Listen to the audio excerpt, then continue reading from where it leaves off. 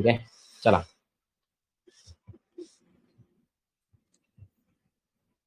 ज्यांना नोट्स बघायचे ते बघू शकता.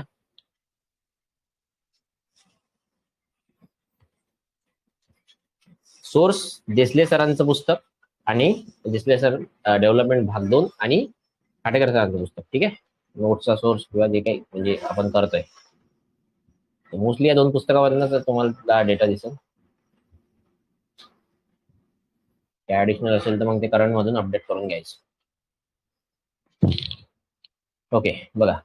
तर आरोग्य संबंधित समित्या आणि धोरणे. तर 43 ला भोर समिती आलेली, 46 ला त्यांनी अहवाल सादर केलेला आणि health survey and development committee असं म्हणतात त्याला. ठीक आहे, भोर समिती हेल्थ सर्व्हे अँड डेव्हलपमेंट. 53 पासून मग राष्ट्रीय आरोग्य कार्यक्रमांना सुरुवात झालेली. ठीक आहे. आता हे जे आरोग्य कार्यक्रम आहेत ना, तर केव्हा चालू झाले आणि असं काही मेजर असं खूप डिटेलमध्ये विचारत नाही बरं का, वरवर आपल्याला विचारतात. तर त्यामुळे आपण पण तसंच करायचं, मग जास्त डिटेलमध्ये करत बसायची काही गरज नाही. ठीक आहे. आणि कुठला रोग असला तर मग तो कुठल्या याच्यामुळे होतो, त्याचा कॉज काय असतो ते थोडंसं बघून घ्यायचं. सो मग 43 ला भोर समिती, 46 ला अहवाल health survey and development committee असे म्हणतात. 53 ला मग राष्ट्रीय आरोग्य कार्यक्रमांना सुरुवात झालेली आणि 62 ला मुदलियार समिती आली. ठीक आहे, मुदलियार समितीने health survey and planning committee. काला मग मुदलियार 1952 ची समिती बघितली शिक्षणामध्ये. ठीक आहे, तर त्यांनी माध्यमिक शिक्षण आयोग असे म्हणतात मुदलियार आयोग. ठीक आहे. सो 62 ची मुदलियार समिती आली, health survey and planning committee. पहिल्याचं काय होतं, 43 ची भोर समितीचं नाव होतं health survey and development committee. 78 ला अल्मा अल्टा घोषणा झाली कझाकिस्तानमध्ये, अल्मा अल्टा घोषणा. त्यानुसार मग अल्मा अल्टा घोषणेनुसार बेसिकली आपण पहिली हेल्थ पॉलिसी आपण भारतामध्ये सुरू केलेली. तुम्हाला अगोदरही सांगितलं होतं, कुठल्याही घटना पहिले आंतरराष्ट्रीय लेवलला होतात. एचआरडीचा अभ्यास करताना असाच अभ्यास करायचा, आंतरराष्ट्रीय, नंतर मग भारतामध्ये कुठली पॉलिसी किंवा अभियान, आणि ते झालं की मग पॉलिसी किंवा अभियान झालं की मग लक्षात घ्यायचं आपल्या योजना असतात. ठीक आहे, तर इथे तसंच झालं. मग 78 ला अल्मा अल्टा घोषणा झाली कझाकिस्तान. ठीक आहे, 83 ला नॅशनल हेल्थ पॉलिसी आली, ती पहिली नॅशनल हेल्थ पॉलिसी होती. त्यामध्ये शिशु मृत्यू दर 60, MMR 200 असं लक्ष ठेवण्यात आलेलं होतं. नंतर मग 2002 मध्ये नॅशनल हेल्थ पॉलिसी आली दुसरी. ठीक आहे, त्याला अनुसरून मग राष्ट्रीय ग्रामीण आरोग्य मिशन आलेलं 2005चं. हे तुम्हाला या सुरुवातीला यासाठी सांगतोय की म्हणजे ओव्हरऑल फ्लो तुम्हाला समजायला पाहिजे. त्यानंतर आपण एक एक गोष्टी डिटेलमध्ये थोडंसं बघूया. ठीक आहे, तर 2002 ची नॅशनल हेल्थ पॉलिसी आली सेकंड, त्याला अनुसरून मग राष्ट्रीय ग्रामीण आरोग्य मिशन आलेलं 2005चं. 17ला नॅशनल हेल्थ पॉलिसी आली तिसरी. ठीक आहे, 17ला. नंतर मग आता 2002चं जे उद्दिष्ट आहे हेल्थ पॉलिसी, 2017चं जे उद्दिष्ट आहे त्यामध्ये पोलिओ उच्चाटन, कुष्ठरोग निर्मूलन 2005 पर्यंत करणे 2002चं उद्दिष्ट होतं. ठीक आहे, एड्सचे संसर्ग शून्य करणे. ठीक आहे, नंतर मग काला आजार निर्मूलन, मलेरिया, क्षयरोग व वाहकजन्य रोग, डेथ 50% कमी करणे. ठीक आहे, हे सगळं 2010ला करण्यात आलं. ठीक आहे, सो 2000 म्हणजे हे त्याचं काय होतं उद्दिष्ट होतं. ठीक आहे, 2010 पर्यंत त्या गोष्टी करणं अपेक्षित होतं. काला आजार निर्मूलन, मलेरिया, क्षयरोग, वाहकजन्य रोग, डेथ 50% कमी करणे. ठीक आहे, नंतर मग 2010 पर्यंत ह्या सगळ्या गोष्टी करणे. IMR 30, MMR 100. ठीक आहे, आरोग्यावर खर्च 6%. आरोग्यावर खर्च हा 6% पैकी 2% हा सार्वजनिक खर्च. ओके, आरोग्यावर खर्च 6% पैकी 2% हा खर्च सार्वजनिक खर्च असं असेल. ठीक आहे, म्हणजे आरोग्यावर एकंदरीत जो खर्च होईल, एकंदरीत जो खर्च होतो तो 6% एवढा होतो. त्यापैकी 2% खर्च हा सार्वजनिक म्हणजे गव्हर्नमेंट खर्च करतो 2%. ठीक आहे, हे एकंदरीत त्याचं उद्दिष्ट होतं बरं का, उद्दिष्ट. ठीक आहे, तर 2002च्या पॉलिसीचं उद्दिष्ट. तर ठीक आहे, एकंदरीत खर्च हा 6% व्हायला पाहिजे आणि 2% हे मग कोण करणार, गव्हर्नमेंट करणार. याचाच अर्थ काय, गव्हर्नमेंट किती पर्सेंट करणार, मग 33%. ठीक आहे, तर असं पण तुम्हाला कुठेतरी स्टेटमेंट दिसेल 33% गव्हर्नमेंट हे करतं म्हणून. ठीक आहे, 2017ची उद्दिष्ट काय होती, काला आजार हत्तीपाय 2017 पर्यंत निर्मूलन करणे, कुष्ठरोग 18, HIV 90-90-90 2020 पर्यंत अचीव करणे, म्हणजे 90-90-90 ते आपण पुढे बघणार आहे HIV जेव्हा डिटेलमध्ये बघूया. ठीक आहे, लागण, मृत्यू आणि अजून काय आहे, HIVचं निदान, लागण आणि मृत्यू असं काहीतरी होते. ठीक आहे, आपण बघूया पुढे.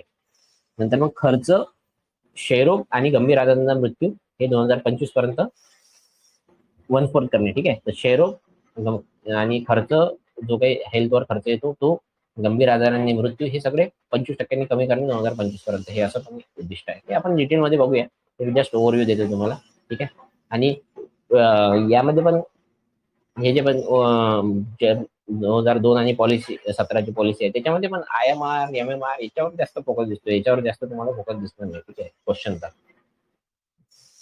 इतर उद्दिष्ट 2017च्या याच्यामध्ये मग आयुर्मान 70 पर्यंत न्यायचं, TFR 2.1 पाठ करून घ्या, हे फिगर महत्वाची आहे. TFR MMR 2017च्या पॉलिसी नुसार CMR म्हणजे child mortality rate. Child mortality rate म्हणजे काय, तर अंडर 5 जे बालक असतात, ठीक आहे, तर त्यांचा डेट रेट 23 असावा, नवजात MR 16 असावा, ठीक आहे. आणि हे उद्दिष्ट केव्हापर्यंत आपल्याला अचीव करायचे, 17च्या धोरणानुसार 2025 पर्यंत. 2017च्या धोरणानुसार लक्षात घ्या, 2020 पर्यंत आपल्याला MMR 100% अचीव करणं, हे महत्वाचा आकडा आहे. MMR 100% अचीव करणे 2020 पर्यंत. आणि IMR म्हणजे इन्फॅन्ट मोर्टॅलिटी रेट, हे 1 वर्ष म्हणजे 1 वर्षापेक्षा जे बालक असतात, लहान बालक, त्यांचा जो दर आहे तो 28/2019 हे अचीव करणे अपेक्षित आहे. हे 2 आकडे महत्वाचे आहेत. TFR महत्वाचा आहे, 2.1 महत्वाचा आहे. IMR लेस दॅन 1 इयर, 28/2019 बरं का, 2025 नाही. MMR 100/2020, ठीक आहे. तर असं ते एकंदरीत आहे. नंतर मग राष्ट्रीय आरोग्य कार्यक्रम, राष्ट्रीय आरोग्य कार्यक्रमाची सुरुवात आपण बघितली सुरुवातीला 53ला सुरू झाली. आता हे थोडंसं आपण डिटेलमध्ये बघूया, ठीक आहे. राष्ट्रीय आरोग्याची कार्यक्रमाची सुरुवात 53ला झाली. 53ला नंतर मग नॅशनल व्हेक्टर बोर्ड डिसीज आणि कंट्रोल प्रोग्राम, त्याला वाहकजन्य रोग किंवा नियंत्रण कार्यक्रम असे म्हणतात. तर पहिले कंट्रोल, नंतर निर्मूलन, नंतर गहन. गहन म्हणजे काय, त्याला इंग्लिश पर्यायी शब्द आठवत नाही मला, ठीक आहे. तर राष्ट्रीय वाहकजन्य रोग, त्याचं नियंत्रण कार्यक्रम 53ला चालू झाला. वाहकजन्य, त्यामध्ये मग हिवताप नियंत्रण कार्यक्रम येतो. नंतर मग 58ला त्या निर्मूलनसाठी एक कार्यक्रम चालू करण्यात आलेला, ठीक आहे. इयर बघून घ्या फक्त, जास्त काही डोक्याला ताण नका देऊ, ठीक आहे. इयर वाहकजन्य रोग नियंत्रण 53चा, ठीक आहे. हिवताप नियंत्रण कार्यक्रम 53चा. 58ला काय मग त्याचे निर्मूलन करण्यात आलं. प्लाझ्मोडियम परजीवीमुळे एनाफिलिस डासाच्या मादीमुळे हा हिवताप होतो, ही एक लक्षात ठेवा, ठीक आहे. नंतर मग राष्ट्रीय गहन हिवताप म्हणजे ते आय थिंक तो सिव्हिअर हिवताप असेल, त्याचं नियंत्रण कार्यक्रम 2005ला चालू झाले, ठीक आहे. 53, 58, 2005 हे 3 गोष्टी लक्षात ठेवायच्या. 55ला हत्तीपाय नियंत्रण कार्यक्रम आलेला, ठीक आहे. सो हत्तीपाय नियंत्रण कार्यक्रम 55चा. उचिरिया बँक्रॉप्टी असं काहीतरी ते त्याचं नाव आहे, ठीक आहे. डास उकेरिया बँक्रॉप्टी, ठीक आहे. क्युलेक डास भी बोलतो उसको. सो कुष्ठरोग आणि हत्तीपाय निर्मूलन हे दोन्ही एकाच वर्षी आलेले, बरं का. तर त्यांचे नियंत्रण कार्यक्रम कुष्ठरोग निर्मूलन आणि हिवताप नियंत्रण कार्यक्रम हे 1955 आहेत. आपण कुष्ठरोगी हत्ती असं लक्षात ठेवू शकतो, ज्याच्या माध्यमातून तुम्ही एक लक्षात ठेवू शकता, हत्तीपाय आणि कुष्ठरोग एकाच वेळी आलेले. 82 मध्ये मल्टी ड्रग थेरपी सुरू झालेली, कशासाठी, कुष्ठरोग 82 मध्ये. 62 मध्ये राष्ट्रीय क्षयरोग नियंत्रण कार्यक्रम आला, ठीक आहे. TB कंट्रोल प्रोग्राम 1962 मध्ये आलेला, ओके. 92 मध्ये TB कंट्रोल प्रोग्राम 62 मध्ये आला. 92 मध्ये डॉट सुरू झालेला आणि 97 मध्ये मग तो revise national programme to control TB, ठीक आहे. असा आहे ते, RNTCB बोलते उसको, ठीक आहे. सो 62ला राष्ट्रीय क्षयरोग नियंत्रण कार्यक्रमाला, 92ला डॉट्स ट्रीटमेंट चालू झाली, 97ला मग तो रिवाइज करण्यात आलेला, ठीक आहे. हे महत्वाचे आहे इयर्स, 62, 92 आणि 97 TBच्या बाबतीत, ठीक आहे. नॅशनल स्ट्रॅटेजिक प्रोग्राम 17 ते 25, नॅशनल स्ट्रॅटेजिक प्रोग्राम 17 ते 25 असा आहे, हे एक लक्षात ठेवा, ठीक आहे. नंतर मग 2011ला MDR TB multi drug resistant TB ह्याच्यासाठी प्रोग्राम सुरू करण्यात आला 2011ला. 2020ला रुग्णांना उपचारापर्यंत वैश्विक पोहोच निर्माण करणे, 2020ला रुग्णांना उपचारापर्यंत युनिव्हर्सल, काय म्हणतात त्याला, युनिव्हर्सल पोहोच म्हणजे ऍक्सेस, तर हे 2020ला आलेलं, ठीक आहे. नंतर मग लक्षात घ्या, वैश्विक हे झालं 2020चं. MDR TB 2011 हे पण लक्षात ठेवा. National strategic plan for TB 17 ते 25 आहे, हे पण एक लक्षात ठेवा. 2030 मध्ये SDG अंतर्गत TBचा प्रसार थांबवणे, ठीक आहे. SDG अंतर्गत TBचा प्रसार थांबवणे हे 2030 मध्ये त्याचं टार्गेट ठरवण्यात आलेलं, ठीक आहे. सो 2030 एसडीजी अंतर्गत टीबीचा प्रसार थांबवणे. 35 पर्यंत WHO the end TB strategy 2035. यामध्ये मग काय दृष्टिकोन आहे, द एन टीबी स्ट्रॅटेजीचा zero death, zero disease, zero suffering. ठीक आहे, व्हेरी मच इम्पॉर्टंट. हे एक लक्षात ठेवायचं. 2030 आणि 2035 या दोन गोष्टी लक्षात ठेवा. 35ची TB the end TB strategy, 30 मध्ये एसडीजी अंतर्गत टीबीचे प्रसार थांबवणे. भारताचा उद्देश काय, 2025 पर्यंतचा आहे भारताचा उद्देश. ठीक आहे, हे एक लक्षात ठेवा. नॅशनल स्ट्रॅटेजिक प्लॅन 17 ते 25 महत्वाचं आहे. 62 मध्ये national smallpox eradication programme, देवीतर इरॅडिकेशन प्रोग्राम 62 मध्ये. 1 जानेवारी 1967 पासून संपूर्ण जगभर intensify smallpox eradication programme चालू झालेला. केव्हापासून, 67 पासून. 62 ला national smallpox eradication programme. भारतामध्ये जगभर 67 मध्ये झाला, पण भारतामध्ये 62 मध्ये झाला.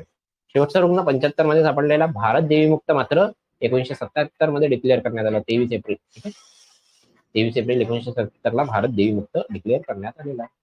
62 मध्ये गलगंड नियंत्रण प्रोग्राम, 62 गलगंड नियंत्रण प्रोग्राम. आणि 92 मध्ये आयोडीन कमतरता नियंत्रण प्रोग्राम. ठीक आहे.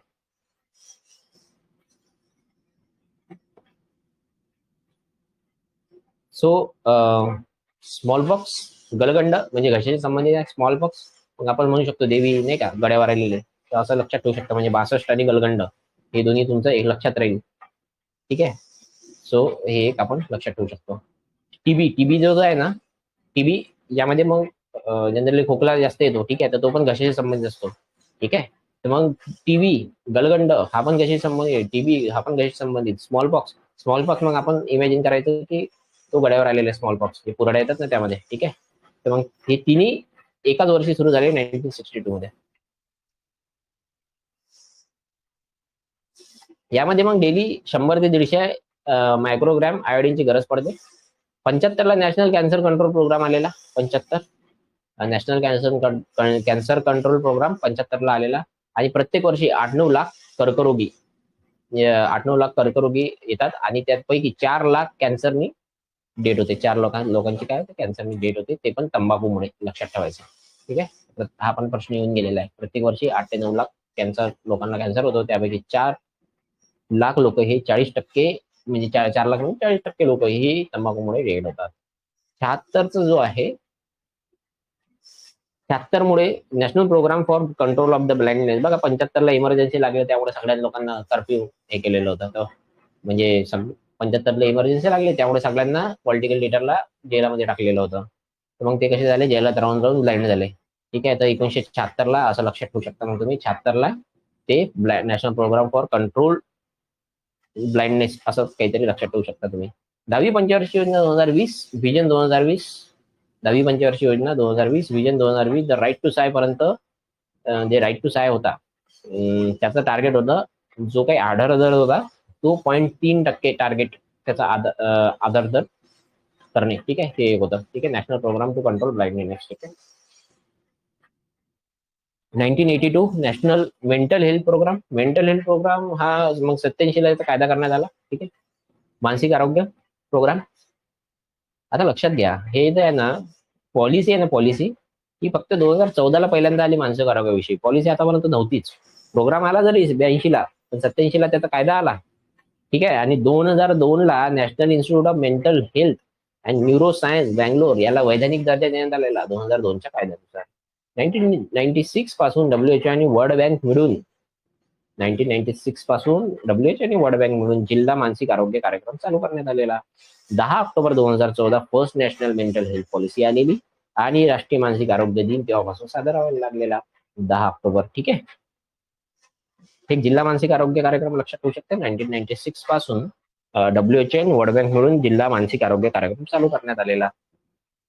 ठीक आहे, नंतर मग 1978 मध्ये एक्सपांडेड प्रोग्राम ऑन इम्युनायझेशन अंतर्गत पोलिओ लसीकरण चालू करण्यात आलेले. 85 मध्ये लसीकरण कार्यक्रम शहरी भागात करण्यात आलेले. ठीक आहे, 85 मध्ये लसीकरण कार्यक्रम शहरी भागात सुरू करण्यात आलेला. आणि 90 मध्ये संपूर्ण देशात तो लागू करण्यात आलेला. युनिव्हर्सल इम्युनायझेशन प्रोग्राम असे म्हणतात त्याला.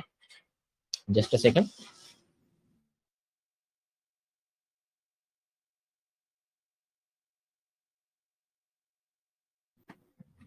बघा, सो 78 मध्ये एक्सपांडेड प्रोग्राम ऑन इम्युनायझेशन अंतर्गत पोलिओ प्रोग्राम चालू करण्यात आला. 85 मध्ये लसीकरण शहरी भागात चालू करण्यात आले. 90 मध्ये संपूर्ण देशात ते चालू करण्यात आले. 90 मध्ये संपूर्ण देशामध्ये ते चालू करण्यात आलेले. ठीक आहे. युनिव्हर्सल इम्युनायझेशन प्रोग्राम असं म्हणतात त्याला. 90 मध्ये संपूर्ण देशात चालू झाले. 2002 पासून लक्षात ठेवायचं, हेपॅटायटिस बी 2006 नंतर मेंदूज्वर लसीकरण कार्यक्रम चालू करण्यात आलेला. ठीक आहे. 2006 नंतर जापनीज इन्सेफलायटिस बोलते उसको. ठीक आहे, मेंदूज्वरला. 2002 ला hepatitis B, B for second म्हणजे अल्फाबेट मध्ये सेकंड. 2002 पासून हेपॅटायटिस बी साठी लसीकरण चालू करण्यात. 6 नंतर मेंदूज्वर जॅपनीज इन्सेफलायटिस हे 2006 नंतर हे याच्यासाठी जेईसाठी लसीकरण चालू करण्यात आले. 85 लक्षात ठेवा, लसीकरण कार्यक्रम शहरी भागात. 90 मध्ये संपूर्ण देशात म्हणजे युनिव्हर्सल इम्युनायझेशन प्रोग्राम 90 मध्ये सुरू करण्यात आलेला. पण लक्षात ठेवायचं, पल्स पोलिओ लसीकरण हे जे आहे ते 1995 पासून सुरू करण्यात याची तारीख लक्षात ठेवा, 9 डिसेंबर 1995. ठीक आहे. आणि 97 मध्ये लक्षात ठेवायचं, RCH 1 चा भाग म्हणून पब्लिक प्रायव्हेट पार्टनरशिपच्या याच्यामध्ये हा प्रोग्राम चालू करण्यात आला. ठीक आहे. तर RCH चा भाग म्हणून PPP तत्वावर पल्स पोलिओ लसीकरण चालू करण्यात आले 1997 मध्ये. RCH म्हणजे काय? Reproductive child health. ठीक आहे. तर ते आपण पुढे बघणार आहोत. लास्ट रुग्ण जो आहे पोलिओचा 2011 मध्ये हावडामध्ये सापडलेला, परंतु पोलिओ मुक्त भारत हे 2014 ला डिक्लेअर करण्यात आले. मार्च 27 लक्षात ठेवायचं. 80% भागातून पोलिओ मुक्त झाले, जगाच्या 80% भागातून. मार्च 27 2014 तारीख लक्षात ठेवा बरं. मार्च 27 2014. आणि देवी मुक्त केव्हा झालेला? देवी मुक्त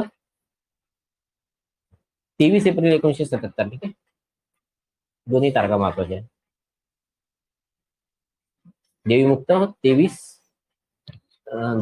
23 एप्रिल. ठीक आहे, एप्रिल 1997. आणि मार्च 27 2014 पोलिओ मुक्त. ठीक आहे.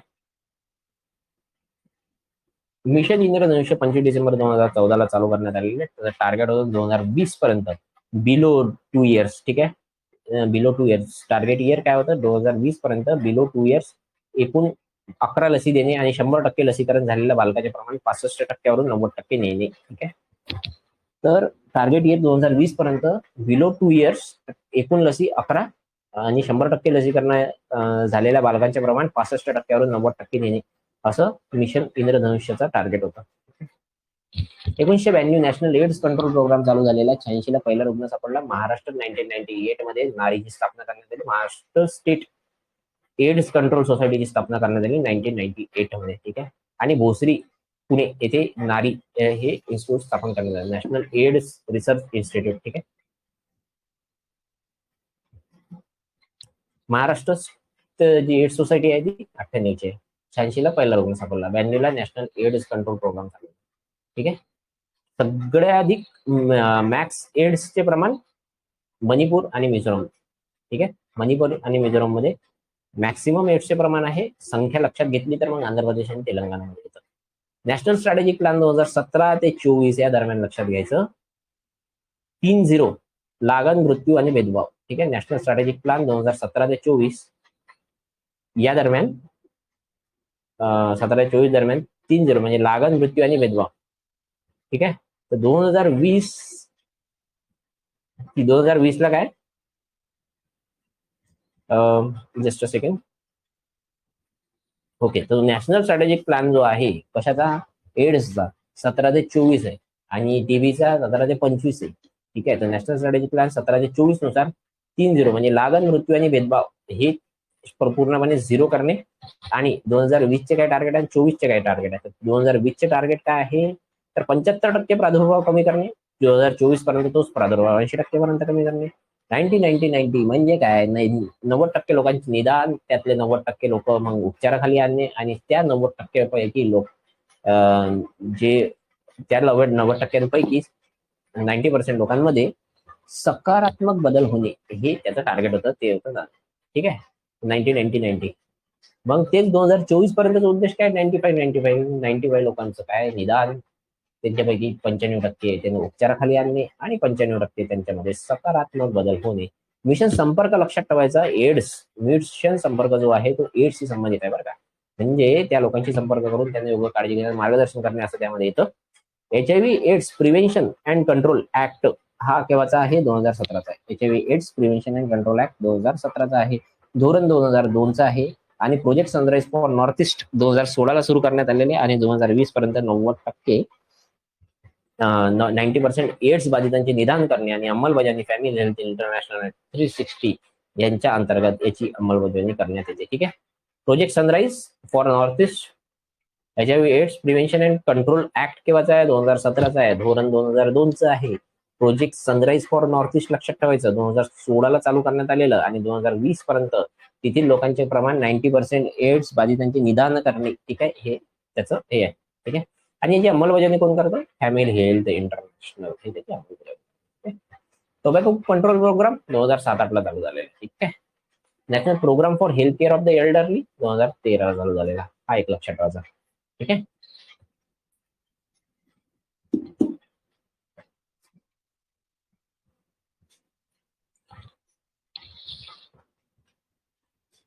National health mission. ठीक आहे. तर नॅशनल हेल्थ मिशनचे 3 प्रकार आहेत. कोणकोणते? National urban health mission, national rural health mission आणि आयुष मिशन. ठीक आहे. 1 मे 2013, 12 एप्रिल 2005 आणि नॅशनल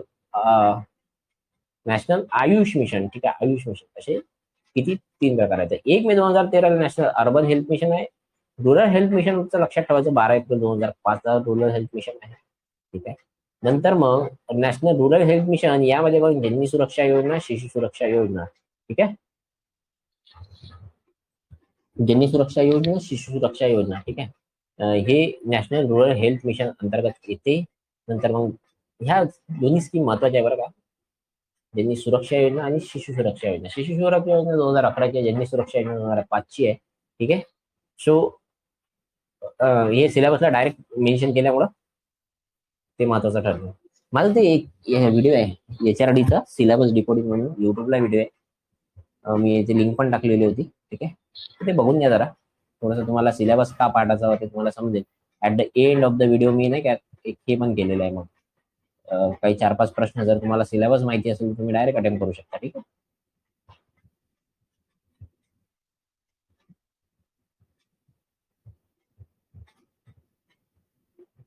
ओके. चला पुढे. जननी सुरक्षा योजना, जननी शिशु सुरक्षा योजना. तर हे नॅशनल रूरल हेल्थ मिशन अंतर्गत येते. PM सुरक्षित मातृत्व येते, किशोरी सुरक्षा येते, राष्ट्रीय किशोर सुरक्षा योजना, बाल सुरक्षा योजना आणि नंतर मग reproductive RCH and child health. ठीक आहे. रिप्रोडक्टिव्ह अँड चाइल्ड हेल्थ हे येते. तर हे सगळं येते याच्यामध्ये नॅशनल रूरल हेल्थ मिशन मध्ये. RCH ह्या योजना आपण कुठे ना कुठे बघणारच आहोत. ठीक आहे. बाल सुरक्षा बालमध्ये बघणार आहोत, किशोर युवक विकास मध्ये. ठीक आहे.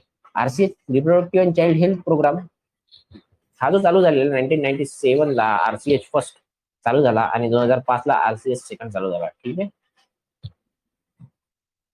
सो 1997 RCH फर्स्ट आणि 2005ला RCH सेकंड चालू झाला. ठीक आहे. दुसरा टप्पा RCHचा.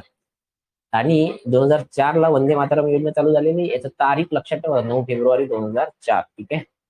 तर ही वंदे मातरम योजना चालू झालेली आणि PM सुरक्षित मातृत्व.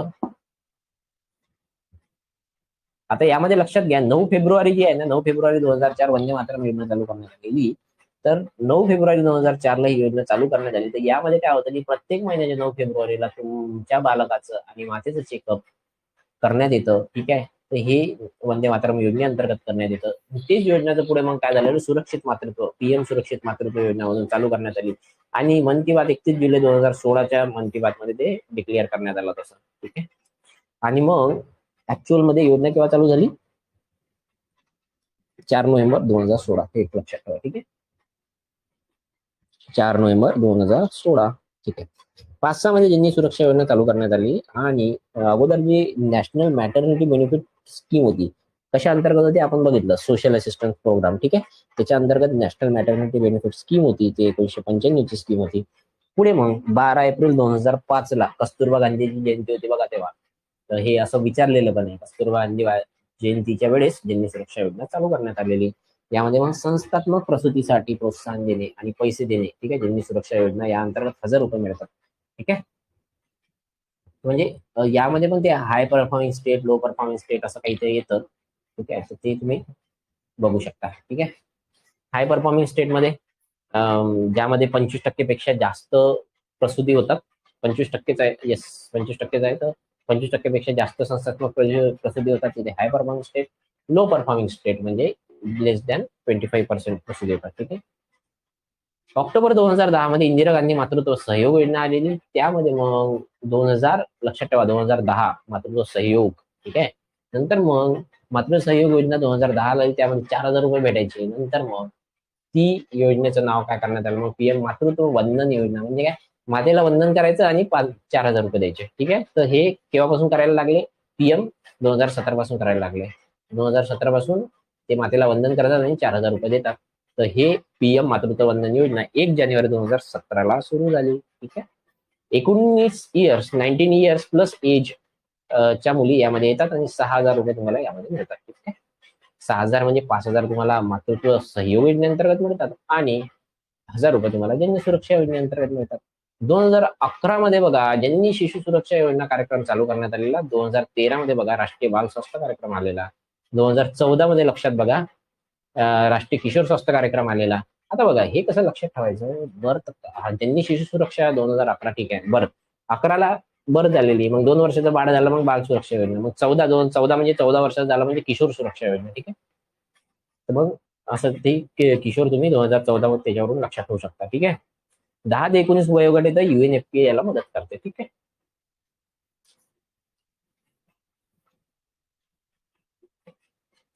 पंधरा September 2014 national Ayush mission. 15 September 2014 national Ayush mission. ठीक आहे. National Ayush mission 15 September 2014. इतर योजना लक्षात घ्यायच्या, स्वास्थ्य सुरक्षा योजना, पीएम स्वास्थ्य सुरक्षा योजना ही तुम्हाला सांगितलं होतं 2006 मध्ये एम्स ची घोषणा 2004 आणि पीएम जनऔषधी योजना 2008 ला आलेली, 10/11 ला ती ऍक्च्युअल प्रत्यक्षात आलेली, लक्षात ठेवायचं. ठीक आहे. स्वास्थ्य सुरक्षा योजना 2006 ची आहे. 2000 आपण बघितलं होतं 2000, त्याची घोषणा बेसिकली 2004 ची आहे आणि योजना ही 2006 ची. ठीक आहे. तर आपण जे बघितलं ना पीएम स्वास्थ्य सुरक्षा योजना 2008 काहीतरी होतं, ते 2006 आकडा करेक्ट आहे. ठीक आहे. हे थोडंसं वाटल्यास तुम्ही करेक्शन करून घ्या. तो पीएम स्वास्थ्य सुरक्षा योजना 2006, घोषणा 2004, जनौषधी योजना ही 2008 ला आली, 10/11 ला ती प्रत्यक्षात अंमलात आलेली. ओके.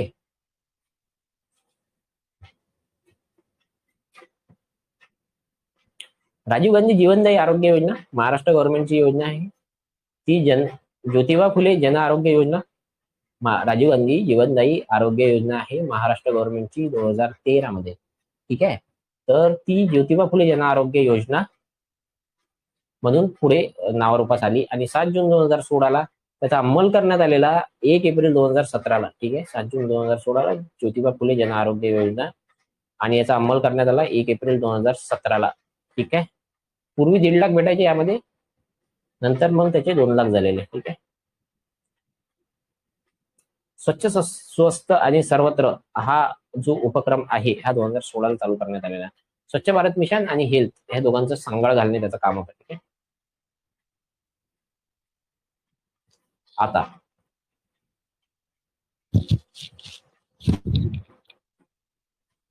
आरोग्य, यामध्ये मग आरोग्य कुटुंब कल्याण मंत्रालय. ठीक आहे. आरोग्य कुटुंब कल्याण मंत्रालय यामध्ये आरोग्य कुटुंब कल्याण विभाग, आयुष मिशन आणि 8 डिसेंबर 2014 ला स्वतंत्र मंत्रालयाची स्थापना. ठीक आहे. आयुष मिशन 2014 ला त्याचं स्वतंत्र मंत्रालयाची स्थापना करण्यात आलेली. आरोग्य कुटुंब कल्याण मंत्रालय याची स्थापना एक्झॅक्टली काय दिलेली नाही, पण यामध्ये 4 विभाग होते पूर्वी. ठीक आहे. पण आता याच्यामध्ये आरोग्य कुटुंब कल्याण विभाग आणि आरोग्य संशोधन विभाग असे 2 विभाग राहिले. ठीक आहे. रिसर्च आणि फॅमिली वेलफेअर झालं. ठीक आहे. आयुष विभागाला 8 डिसेंबर 2014 ला स्वतंत्र मंत्रालयाचा दर्जा देण्यात आला, हे लक्षात ठेवा. ठीक आहे. WHO ची स्थापना 7 एप्रिल 1948 ला WHO ची स्थापना झाली. इकोसॉकच्या अधिवेशन अधीनस्थ WHO आहे आणि युनायटेड नेशन डेव्हलपमेंट ग्रुपची सदस्य संस्था म्हणून युनायटेड नेशन डेव्हलपमेंट ग्रुपची सदस्य संस्था म्हणून इकोसॉक ही WHO संस्था आहे. ठीक आहे. मुख्यालय जिनिव्हा येथे सदस्य देशांकडून 3 प्रतिनिधी मे मध्ये अधिवेशन होते. हे पण पाठ करून घ्या बरं. WHO महत्वाची संस्था आहे आणि WHO विषय अधिक काही जर इन्फॉर्मेशन भेटत असेल ते बघून घ्या. ठीक आहे. महत्वाची संस्था आहे, रिपीटेड प्रश्न येत आहे. इकोसॉकच्या अधीनस्थ युनायटेड नेशन डेव्हलपमेंट ग्रुपची सदस्य संख्या आहे. मुख्यालय जिनिव्हा येथे सदस्य देशांकडून 3 प्रतिनिधी आणि मे मध्ये याचे अधिवेशन होते. एक्झिक्युटिव्ह बोर्ड जो असतो ना त्याचा, त्यामध्ये 34 सदस्य असतात. किती वर्षासाठी? 3 वर्षासाठी. ठीक आहे.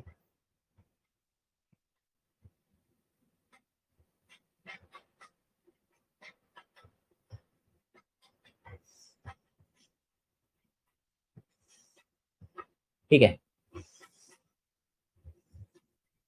हा.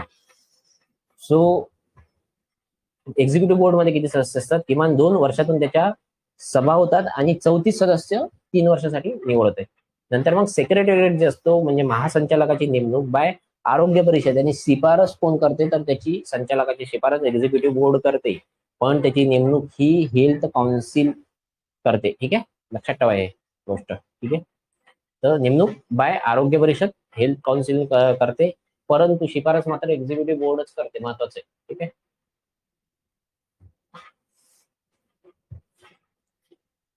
नंतर मग इथे 6 रिजनल ऑफिसेस आहेत. तर साऊथ ईस्ट एशियाचं रिजनल ऑफिस आहे दिल्ली इथे आहे. ठीक आहे, एक लक्षात ठेवायचं. युनायटेड नेशनची सर्वोच्च धोरण ठरवणारी संस्था कुठली असेल तर ती WHO आहे. जागतिक आरोग्य परिषद, वर्ल्ड हेल्थ असेंब्ली, ठीक आहे, ही युनायटेड नेशनची सर्वोच्च धोरण ठरवणारी संस्था आहे आणि त्यामध्ये टोटल सदस्य देश आहे 194 आणि प्रत्येक देशातून असे 3 प्रतिनिधी आपल्याला नेमल्या जातात. WHO फार महत्वाचं आहे. 7 एप्रिल 1948 स्थापना. इकोसॉकच्या अधीनस्थ आहे. युनायटेड नेशनच्या डेव्हलपमेंट ग्रुपची ती सदस्य संस्था आहे. मुख्यालय जिनेवा येथे आहे. सदस्य देशांकडून 3 प्रतिनिधी मे महिन्यामध्ये याचे अधिवेशन होते. नंतर एक्झिक्युटिव्ह बोर्डमध्ये 34 सदस्य असतात. त्याची एक्झिक्युटिव्ह बोर्ड महासंचालकाची शिफारस करते. किती वर्षासाठी? सॉरी, महासंचालकाची शिफारस किती वर्षासाठी नाही, तर 34 सदस्य 3 वर्षासाठी असते, पण महासंचालकाची शिफारस एक्झिक्युटिव्ह बोर्ड करते. मात्र त्याची नेमणूक जी आहे ते जे हेल्थ काउन्सिल आहे WHO ची ते करते. ठीक आहे. 6 रिजनल ऑफिस आहे. साऊथ ईस्ट एशियाचं दिल्लीमध्ये आहे. UN ची सर्वोच्च धोरण ठरवणारी संस्था जागतिक आरोग्य परिषद आहे, वर्ल्ड हेल्थ असेंब्ली. टोटल सदस्य यामध्ये लक्षात घ्यायचे. टोटल सदस्य किती असतात? 194 सदस्य आहेत. प्रत्येक देशातून 3 प्रतिनिधी पाठवल्या जातात. ठीक आहे. बर्थ रेट लक्षात घ्या. बर्थ रेट, आता ह्या डेफिनेशन आहेत ना, ह्या डेफिनेशन हे जरा व्यवस्थित करायचं. ठीक आहे.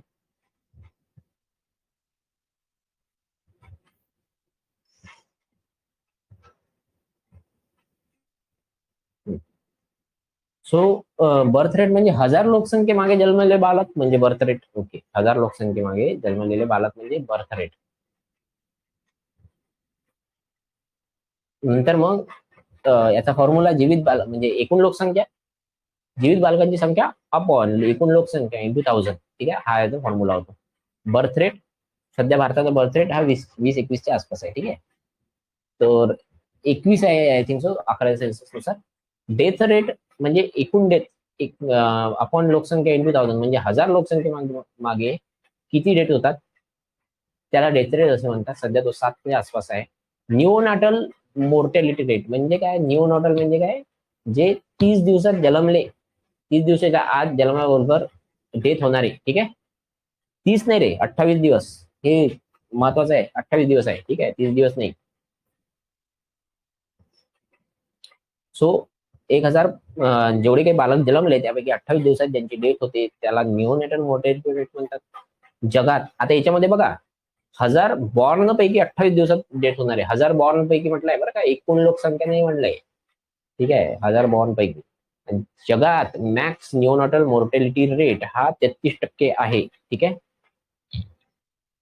जगात सर्वाधिक निओनाटल मोर्टॅलिटी रेट हा भारताचा आहे आणि तो एकूणात पैकी 33%. आता लक्षात घ्या, यामध्ये हे तुम्हाला सांगतो परत, कुठलं कुठे भारत जास्त आहे कुठे कमी आहे ते पुढे येणार आहे.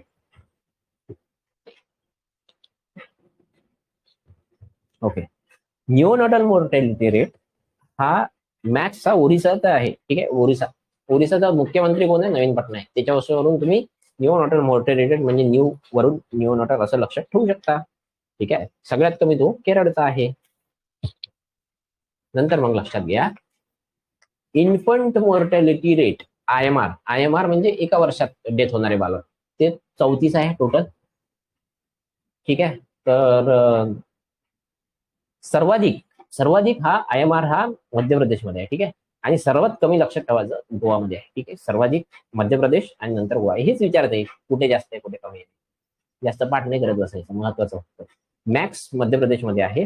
सीएमआर बिलो 5, सीएमआर बिलो 5 म्हणजे चाइल्ड मॉर्टॅलिटी रेट, म्हणजे 5 वर्षापेक्षा लहान बालकांचे प्रमाण हे सर्वाधिक हे भारतामध्ये आहे. ठीक आहे, आता इथे लक्षात घ्या, सीएमआर आणि एनएमआर, चाइल्ड मॉर्टॅलिटी रेट आणि निओनॅटल मॉर्टॅलिटी रेट, हे दोन्ही कसं आहे भारतामध्ये मॅक्स आहे. जगामध्ये सगळ्यात जास्त भारतामध्ये आहे. परंतु आयएमआर जो असतो ना, आयएमआर तो भारतामध्ये सगळ्यात जास्त नसून तो कुठला आहे, अफगाणिस्तानमध्ये जास्त आहे. ठीक आहे, अफगाणिस्तानमध्ये लक्षात ठेवायचं. ठीक आहे, तर I not IMR start for with I आणि आय फॉर इंडिया, म्हणजेच ते भारतात नाही, एवढं लक्षात ठेवायचं तुम्ही. ठीक आहे, बाकी मग सीएमआर विचारू द्या, आयएमआर विचारू द्या, दोन्ही भारतात मॅक्स आहे. आणि आयएमआर हा भारतात मॅक्स नसून अफगाणिस्तानमध्ये मॅक्स आहे. आणि यामध्ये लक्षात ठेवा, आयएमआर आणि एमएमआर हे दोन्ही सर्वाधिक आसाममध्ये आहे. ठीक आहे, आयएमआर आणि एमएमआर हे दोन्ही सर्वाधिक आसाममध्ये आहे. आयएमआर एमएमआर दोन्ही लक्षात ठेवायचं. आता WHO नुसार मॅक्स डेथ हे निमोनियामुळे होते 13% असं म्हटलेलं होतं. परंतु जो एक प्रश्न आलेला होता प्रिव्हियस इयर क्वेश्चन, तर त्यामध्ये तो सिक्वेन्स होता ना, नवजात शिशूच्या आजारामुळे होते, त्यानंतर कुपोषण, त्यानंतर निमोनिया आणि त्यानंतर मग इतर अतिसार आणि ग्रोह, असा तो सिक्वेन्स होता. म्हणजे बालकांचा मृत्यू कशा कशामुळे होतो, तर ते हे सगळे होते. ठीक आहे, कुठलं पहिले नवजात शिशूंचे आजार, नंतर मग कुपोषण, निमोनिया आणि अतिसार. ठीक आहे, कुपोषण, निमोनिया, अतिसार महत्वाचं आहे बरं काय.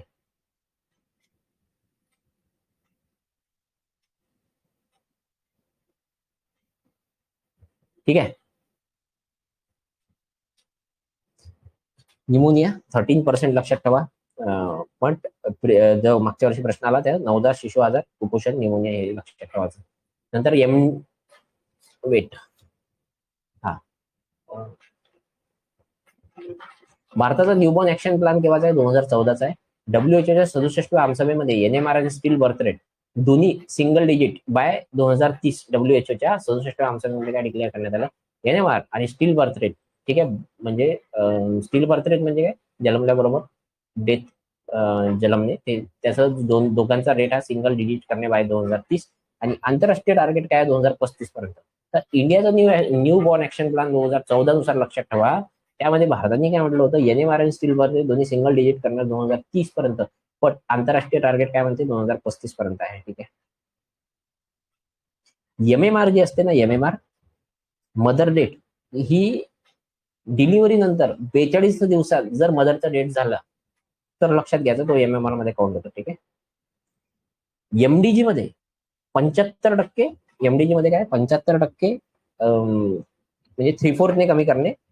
आणि मॅक्स एमएमआर हा भारतामध्ये आहे. ठीक आहे, एमडीजी मध्ये, एमडीजी नुसार 75% म्हणजे 3/4 ने कमी करणे, आणि सर्वाधिक एमएमआर हा भारतामध्ये आहे. ठीक आहे, एमएमआर आणि आयएमआर हे दोन्ही भारतामध्ये आहे. सॉरी, एमएमआर आणि सीएमआर हे दोन्ही भारतामध्ये जास्त आहे, बट आयएमआर भारतामध्ये नाही आहे जास्त. ठीक आहे, हे लक्षात ठेवा. आयएमआर अफगाणिस्तानमध्ये, अगोदर सांगितलं तुम्हाला. सो सीएमआर एमएमआर दोन्हीमध्ये पहिला भारत आहे. सध्याचा एमएमआर 130 आहे.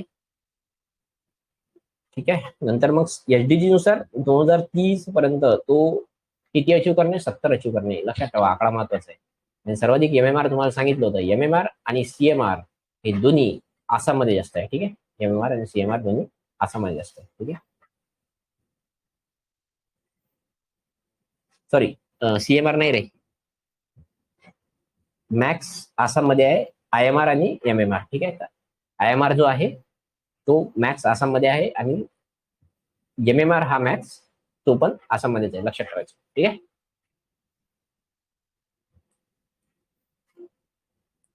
आता हे एक लक्षात घ्या, एमएमआर महाराष्ट्रामध्ये सेकंड नंबरला आहे. ठीक आहे, म्हणजे सेकंड नंबरला काय म्हणता येईल आपल्याला, त्याला सगळ्यात कमी जो एमएमआर आहे तो महाराष्ट्रामध्ये सेकंड नंबरला आहे. म्हणजे पहिला केरळमध्ये सर्वाधिक कमी आहे, त्यानंतर महाराष्ट्र, त्यानंतर तामिळनाडू असे येतं. टीएफआर जे आहे, टोटल फर्टिलिटी रेट. ठीक आहे, तर एका 1000 स्त्रियांमागे जन्मणारे बालक, ठीक आहे, तर 2.3 असा TFR आहे, तो 2.1 अचीव्ह करणे टार्गेट आहे. सर्वाधिक TFR हा बिहारमध्ये आहे, ठीक आहे, आणि सर्वाधिक कमी TFR टोटल फर्टिलिटी रेट हे 1.6 आहे. ऑन एन ऍव्हरेज एका स्त्री मागे 2.3 एवढे बालके जन्मले जातात असं त्याचा बेसिकली अर्थ होतो. आरोग्य धोरण, आंतरराष्ट्रीय आरोग्य धोरण WHO ठरवते मे 1977 मध्ये. हेल्थ फॉर ऑल बाय 2000 याची घोषणा करण्यात आली. यासाठी 78 मध्ये अल्मा अल्टा घोषणा पत्र डिक्लेअर करण्यात आले. त्यानुसार मग आपली 83 ची पॉलिसी पण आली, ते आपण ऑलरेडी बघितलं आहे. आता 78च्या अल्मा अल्टा घोषणानुसार, घोषणापत्रानुसार प्रायमरी केअर, ठीक आहे, प्रायमरी केअरवर भर देण्यात आलेला, ठीक आहे.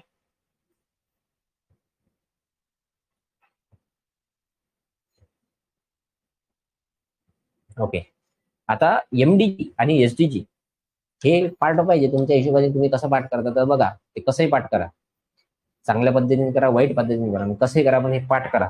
MDG आणि SDG व्हेरी मच इम्पॉर्टंट, ठीक आहे. हे आपण इकॉनॉमिक्स मध्ये बघणार आहोत डिटेलमध्ये. MDG SDG व्यवस्थितरित्या बघूया, ठीक आहे. तर तिथे जरा अजून चांगलं होईल. इथे राहू द्या, तिथे स्किप करा.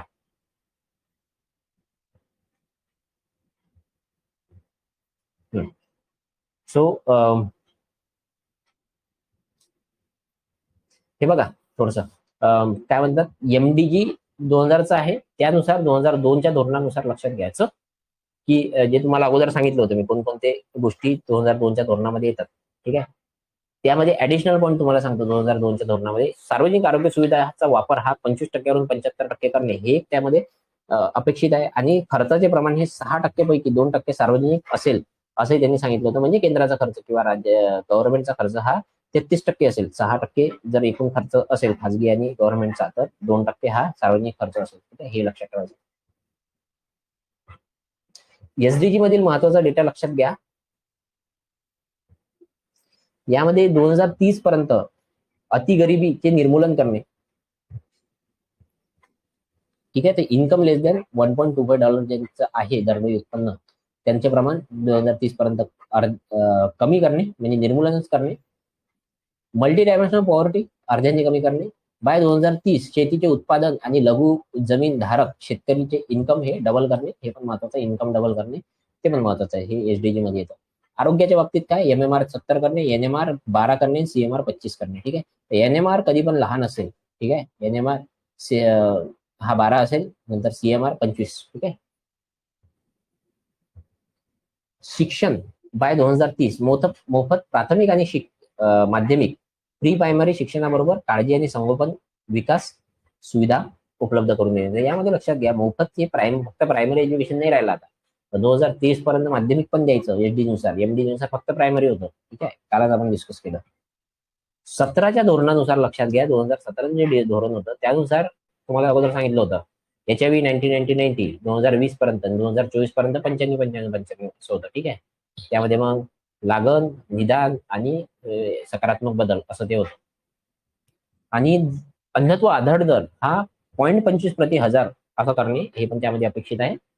शासकीय आरोग्यावरील खर्च 1.5% वरून 2.5% करणे, ठीक आहे, हे त्यामध्ये अपेक्षित आहे, ठीक आहे. 2017च्या धोरणाची इतर उद्दिष्टे लक्षात ठेवायचं. प्रसूतीवेळी कुशल व्यक्तीची उपस्थिती असण्याचे प्रमाण 90% प्लस असणे.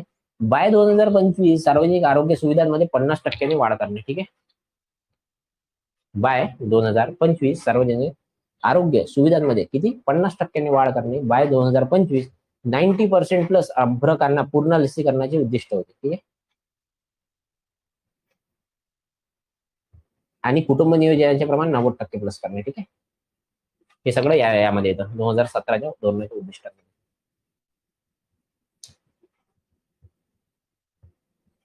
ओके, चला.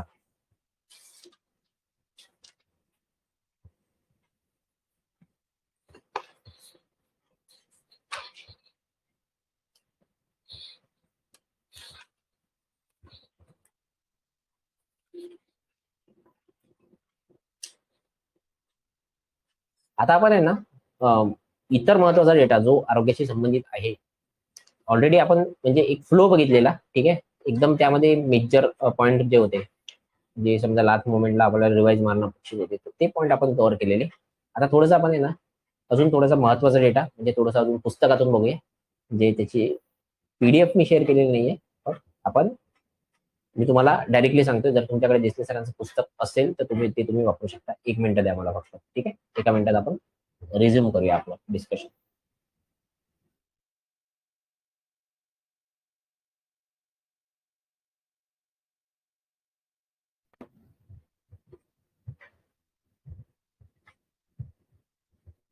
ठीक आहे.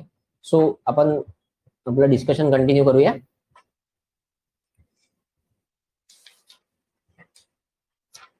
जे काही गोष्टी आपल्या नोट्समध्ये कव्हर नाही झालेल्या ते आपण आता कव्हर करण्याचा प्रयत्न करूया. ठीक आहे. महत्वाचे फॅक्ट जे असतील ते परीक्षेच्या दृष्टिकोनातून तुम्हाला सांगितलं होतं 78 मध्ये अलमाटी घोषणापत्र झालेलं, आणि त्यानुसार मग त्यामध्ये काय म्हटलं, प्रायमरी हेल्थ केअरला महत्व देण्यात आलेलं होतं.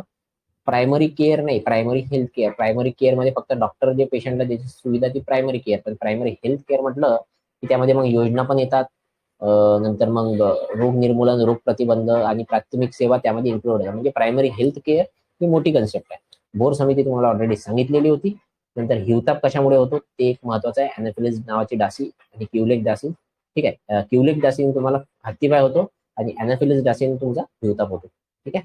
नंतर मग सँड फ्लाय, सँड कशी असते, काळी असते, त्याच्यावरून मग सँड फ्लाय लॅशमेनिया डोनोवानी या परजीवापासून तो होतो. हे पण एक आपण लक्षात ठेवणं अपेक्षित आहे. ठीक आहे. नंतर मग national framework for malaria elimination, malaria इलिमिनेशनसाठी नॅशनल फ्रेमवर्क 16 ते 30 आहे. टीबी फ्रेमवर्क 17 ते 25 आहे. एड्स फ्रेमवर्क 17 ते 24 आहे. हे सगळं लक्षात ठेवा. ठीक आहे. लिप्रसी इरॅडिकेशन प्रोग्राम लक्षात घ्या. नॅशनल लिप्रसी इरॅडिकेशन प्रोग्राम 55 ला नॅशनल लिप्रसी इरॅडिकेशन प्रोग्राम सुरू झालेला. ठीक आहे. आणि लिप्रसी म्हणजे कुष्ठरोग इरॅडिकेशन. तुम्हाला सांगितलं होतं कुष्ठरोगी हत्ती. ठीक आहे. आता हे जे काही वाचले ना आपण, जो काही फ्लो समजून घेतलेला ना, तर हे तुम्हाला आता थोडंसं सोपं जाईल पुस्तक समजून घ्यायला. ठीक आहे. पुस्तकाचा फ्लो हे करायला. ठीक आहे. रिलेट करायला. तर मग कुष्ठरोगी हत्ती तुम्हाला सांगितलं होतं. तर 55 मध्ये डॅप्सोन औषधावर आधारित लिप्रसी इरॅडिकेशन प्रोग्राम हे करण्यात आलेला. ठीक आहे. आणि वर्ल्ड बँकेच्या मदतीने मल्टीड्रग थेरपी सुरू करण्यात आलेली. मल्टीड्रग थेरपी वर्ल्ड बँकेच्या मदतीने सुरू करण्यात आलेली. ते केव्हा चालू करण्यात आले तुम्हाला सांगितलं होतं, 82-83 ला ते चालू करण्यात आले. 93 नंतर जागतिक बँकेची मदत घेण्यात आली या लिप्रसी इरॅडिकेशनसाठी. तर प्रश्न असा फ्रेम झाला की कुष्ठरोग निर्मूलनासाठी कुणी मदत केली जाते. जे काही डेव्हलपमेंटल भाग असतो ना, तो जागतिक बँक मदत करते. इन्फ्रास्ट्रक्चर असेल तर एशियन डेव्हलपमेंट बँक असेल, हे लक्षात ठेवायचं. ठीक आहे. 2005 ला मग तो आधार भारतातून तत्वता निर्मूलन करण्यात आले कुष्ठरोगाचे 2005 पासून. ठीक आहे. हे लक्षात ठेवा. नंतर मग छत्तीसगड आणि ओडिसामध्ये जे आढळ दर आहे तो अजूनही 1 पेक्षा जास्त आहे. 1 पेक्षा तो कमी असायला पाहिजे, पण तो 1 पेक्षा जास्त आहे छत्तीसगड आणि ओडिसामध्ये. हे एक लक्षात ठेवायचं फॅक्ट आहे. नंतर revise national TB control program हा जो 62 ला तुम्हाला सांगितलं तर कुष्ठरोगी हत्ती नाही का, तर टीबी नाही, सॉरी कुष्ठरोगी हत्ती, येस कुष्ठरोगी हत्तीचा जो हत्तीपाय आणि कुष्ठरोग हे दोन्ही 1955 मध्ये चालू झाले. नंतर मग जो टीबी आहे ना, टीबी अजून काय सांगितलं होतं तुम्हाला, गलगंड सांगितलं होता. अजून काय सांगितलं होतं, अजून एक स्मॉल बॉक्स. तर हे तिन्ही रोग जे आहेत ना, टीबी, गलगंड आणि हे स्मॉल बॉक्स, हे तिन्ही एकाच वर्षी चालू झाले 1962 मध्ये. ठीक आहे. मग टीबीचा डॉट्स 92 पासून सुरू झाला. 97 ला झाला RNTCP म्हणजे revise national TB control program चालू करण्यात आला. हे तुम्हाला सांगितलं होतं. 6 मध्ये संपूर्ण देशात RNTCP लागू करण्यात आले. MDR टीबी केव्हा चालू करण्यात आला, 2011 मध्ये MDR टीबी चालू करण्यात आला. ठीक आहे. निक्षय सॉफ्टवेअर हे टीबीच्या रुग्णांशी संपर्क ठेवण्यासाठी निक्षय सॉफ्टवेअर हे आहे. तर टीबीच्या बाबतीत तुम्हाला काही इयर महत्वाचे सांगितले होते. 2020, 25, 30, 35. 35 ला द एन टीबी स्ट्रॅटेजी, 2030 ची टीबीचं निर्मूलन करणे, आणि the end TB strategy WHO ची 2035 ची, 2025 ला भारताचं निर्मूलन करणे, आणि 2020 काय होतं तर टीबीच्या उपचारापर्यंत वैश्विक पोच निर्माण करणे, हे सगळं याच्यामध्ये इन्क्लूड होतं. ठीक आहे. नंतर मग national iodine deficiency disorder control program म्हणजे काय, आयोडीन किंवा गलगंड कार्यक्रम प्रोग्राम, त्याचे रूपांतर 62 ला गलगंड नियंत्रण प्रोग्राम होता. 93 मध्ये त्याचे रूपांतर आयोडीन कंट्रोल प्रोग्राम मध्ये करण्यात आले. आणि रोजच्या जीवनातील आपली आयोडीनची रिक्वायरमेंट ही 100 ते 150 मायक्रोग्राम आयोडीन अशी एवढी असते. ठीक आहे. 77 मध्ये भारत देवीमुक्त करण्यात आलेला, लक्षात ठेवायचं. ठीक आहे. 77 मध्ये भारत हा देवीमुक्त डिक्लेअर करण्यात आला. त्याची तारीख तुम्हाला सांगितली होती 23 एप्रिल 1977 ला भारत देवीमुक्त डिक्लेअर करण्यात आला होता. आणि पोलिओ मुक्त लक्षात ठेवायचं तो 2014, त्याची तारीख, पोलिओ मुक्तची तारीख 2014 27 मार्च. ठीक आहे. नंतर मग कॅन्सर कंट्रोल प्रोग्राम तुम्हाला सांगितलं होतं 75 मध्ये कॅन्सर कंट्रोल प्रोग्राम चालू झालेला. 40% लोक तंबाखूमुळे कॅन्सरमुळे मरतात नेहमी दरवर्षी 8 ते 9 लाख, आणि त्यातील 4 लाख म्हणजे 40% लोक तंबाखू सेवनामुळे मरतात. ठीक आहे. हे तुम्हाला सांगितलेलं होतं. नंतर मग ब्लाइंडनेस म्हणजे 76 तुम्हाला सांगितलं होतं इमर्जन्सी नंतर पॉलिटिकल लीडर ब्लाइंड झाले होते. मग तो ब्लाइंड कंट्रोल प्रोग्राम हा 76 ला चालू झाला. त्यामध्ये मग 20% किंवा त्यापेक्षा दृष्टी असणे किंवा 6 मीटर अंतरावरील बोटे मोजण्यात अक्षम असणे हे ब्लाइंड कंट्रोल प्रोग्राम मध्ये किंवा मग ब्लाइंडनेस मध्ये डेफिनेशन मध्ये येतं. ठीक आहे. 20% किंवा त्यापेक्षा कमी दृष्टी असणे, 6 मीटर अंतरावर बोटे मोजण्यात अक्षम असणे हे थोडंसं त्यामध्ये येतं. नंतर अंधत्वाचे मुख्य कारण तुम्हाला सांगते. अंधत्वाचे मुख्य कारण हे मोतीबिंदू आहे. ठीक आहे. मोतीबिंदूमुळे जास्तीत जास्त लोकांना अंधत्व प्राप्त होते. नंतर नॅशनल मेंटल हेल्थ प्रोग्राम तुम्हाला सांगितलं होतं 82 ला नॅशनल मेंटल हेल्थ प्रोग्राम चालू झाला. 87 ला कायदा आलेला मेंटल हेल्थ विषयी. ठीक आहे. आणि तो कायदा रिवाईज करण्यात आलेला आणि जी बँगलोरमध्ये national institute of mental health याला वैधानिक दर्जा प्राप्त झाला 2002 ला हे तुम्हाला सांगितलं होतं. 96 ला जिल्हा मानसिक आरोग्य कार्यक्रम चालू करण्यात आला हे सांगितलं होतं. 2014 ला भारतातील पहिले मानसिक आरोग्य धोरण आलेले. ठीक आहे. पॉलिसी आतापर्यंत आली नव्हती. कायदा येऊन गेला, कार्यक्रम येऊन गेला, पण पॉलिसी नव्हती आली. तर पॉलिसी 2014 ला आली. 10 ऑक्टोबर हा मानसिक आरोग्य दिन म्हणून साजरा करण्यात येतो. ठीक आहे. ओके. नंतर मग पल्स पोलिओचं तुम्हाला सांगितलं होतं. पल्स पोलिओचं सुरुवातीला 3 वर्ष वयाची मुलं टार्गेट करण्यात आली. नंतर मग 5 वर्षाची मुलं टार्गेट करण्यात आली. 96-97 पासून 5 वर्ष वयोगटातील मुलांना लसीकरण प्रोव्हाइड करणे हे त्याचा मेन उद्देश होता. 99-2000 पासून लक्षात ठेवायचं बूथ बरोबरच घरोघरी जाऊन पल्स पोलिओच्या लसी देण्यात सुरुवात केली. 99-2000 मध्ये लक्षात ठेवायचं. शेवटचा रुग्ण तुम्हाला सांगितलं होतं 2011 हावडाला सापडलेला. नंतर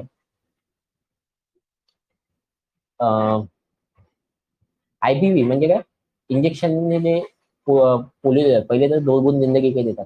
ठीक आहे. आणि आयपीव्ही जे इंजेक्शन देतात ते एज बिलो 1 इयर. ठीक आहे. 1 वर्षाखालील बालकांना ते आयपीव्ही न देतात. ठीक आहे. आयपीव्ही म्हणजे इंजेक्शन नाही देणे आणि ओपीव्ही म्हणजे ओरल नाही देणे म्हणजे तोंडा वाटे देणे. ठीक आहे. पल्स पूर्वी सुरुवात सांगितलं ना 9 डिसेंबर 1995 आणि 27 डिसेंबर 2014 ला आपण पोलिओ मुक्त झालो. महत्वाचे डेट आहे ते एक लक्षात ठेवा. मिशन इंद्रधनुष्य बघा 25 डिसेंबर 2014 ला मिशन इंद्रधनुष्य सुरू करण्यात आलं. त्यामध्ये 2 वर्षाखालील बालकांना तसेच गर्भवती मातांना लसीकरण करणे हे सगळं त्यामध्ये येतं. ठीक आहे.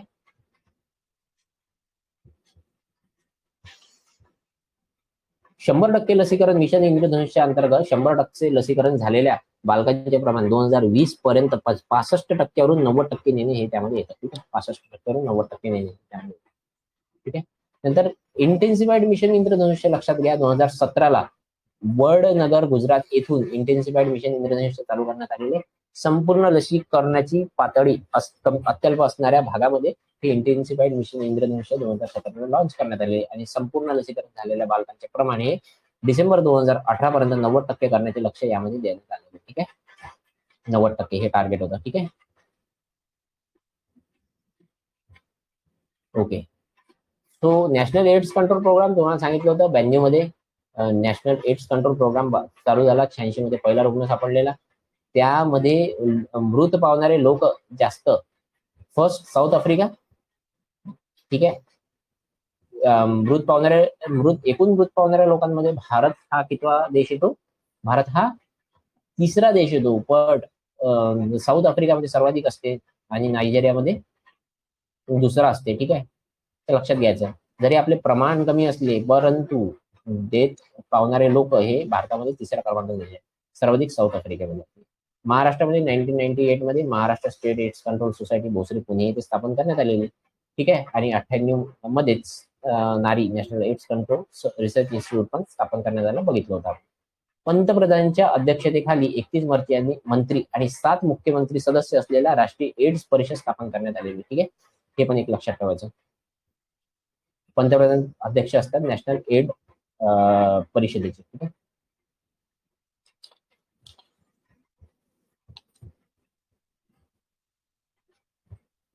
हे पण सांगितलं तुम्हाला मणिपूर मिझोरम मध्ये सर्वाधिक आढाळ दर आहे एड्सचा. ममी शॉर्टकट तुम्ही लक्षात ठेवू शकता. स्ट्रॅटेजिक प्लॅन तुम्हाला सांगितलं होतं 17 ते 24 चा. ठीक आहे. नंतर मग 3-0 यामध्ये टार्गेट करण्यात आले स्ट्रॅटेजिक प्लॅन मध्ये, नॅशनल स्ट्रॅटेजिक प्लॅन मध्ये. लागण शून्य, मृत्यू शून्य, भेदभावाची वागणूक थांबवणे, भेदभाव शून्य, हे सगळं 3-0. ठीक आहे. लागण शून्य, मृत्यू शून्य आणि भेदभाव शून्य असं 3 स्ट्रॅटेजिक प्लॅन मध्ये होतं ते. ठीक आहे.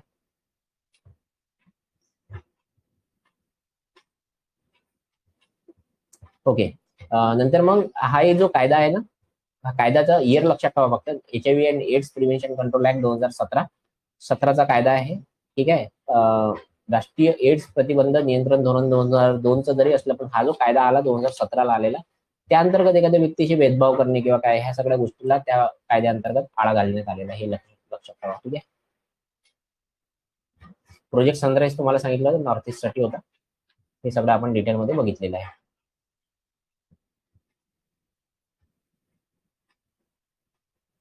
ओके. टीबीचा स्ट्रॅटेजिक प्लॅन पण आपण बघितलेला 17 ते 25 हे पण झालेलं आहे.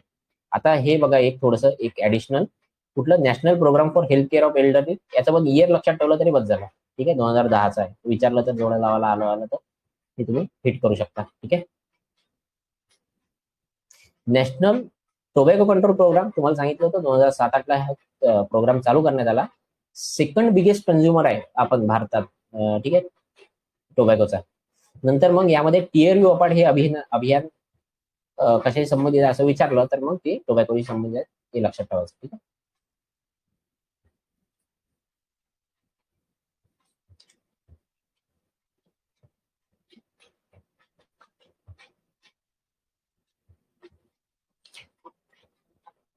आयुष्यमान भारत जी योजना आहे ना, आपण अगोदर पण बघितलेली होती आयुष्यमान भारत.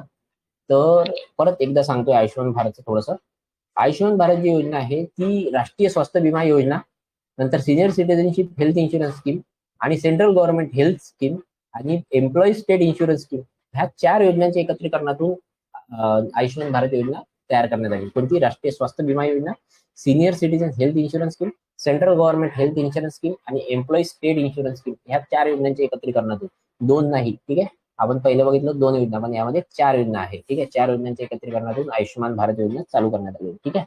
आणि 2 मेजर एलिमेंट आहेत कुठे आयुष्यमान भारतचे, कोणकोणते? 23 सप्टेंबर 2018 झारखंड राज्यातून याची घोषणा करण्यात आलेली. आणि नॅशनल हेल्थ प्रोटेक्शन स्कीम येते आणि वेलनेस सेंटर येते. तर वेलनेस सेंटर यामध्ये 1.5 लाख सेंटर स्थापन करणे हे याच्यामध्ये येतं. पहिलं वेलनेस सेंटर हे बिजापूर छत्तीसगडमध्ये स्थापन करण्यात आलं, हे महत्वाचं आहे. ठीक आहे. बिजापूर छत्तीसगडमध्ये पहिलं वेलनेस सेंटर स्थापन करण्यात आलं 28 सप्टेंबर 2018 झारखंड राज्य येथून याची घोषणा करण्यात आली. 2 main element, national health protection scheme आणि वेलनेस सेंटर. ठीक आहे. महाराष्ट्र राज्याची योजना लक्षात ठेवा, नवसंजीवनी योजना 95-96ला. महाराष्ट्र राज्याची योजना नवसंजीवनी योजना आहे 95-96ला 15 आदिवासी जिल्ह्यात ही योजना चालू करण्यात आलेली. ठीक आहे. आणि मातृत्व अनुदान योजना ही पण आदिवासी भागातली योजना आहे, महाराष्ट्र सरकारची योजना.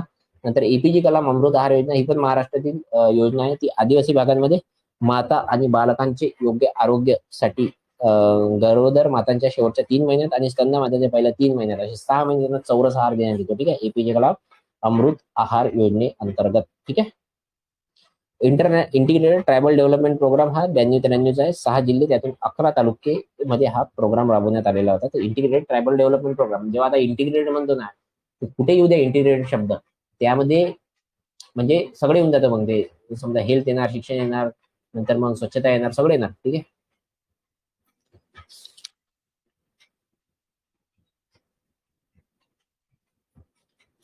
ओके.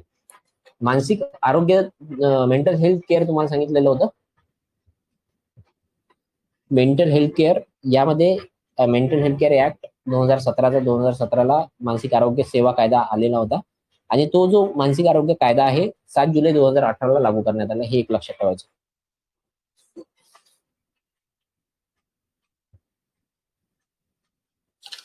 ओके.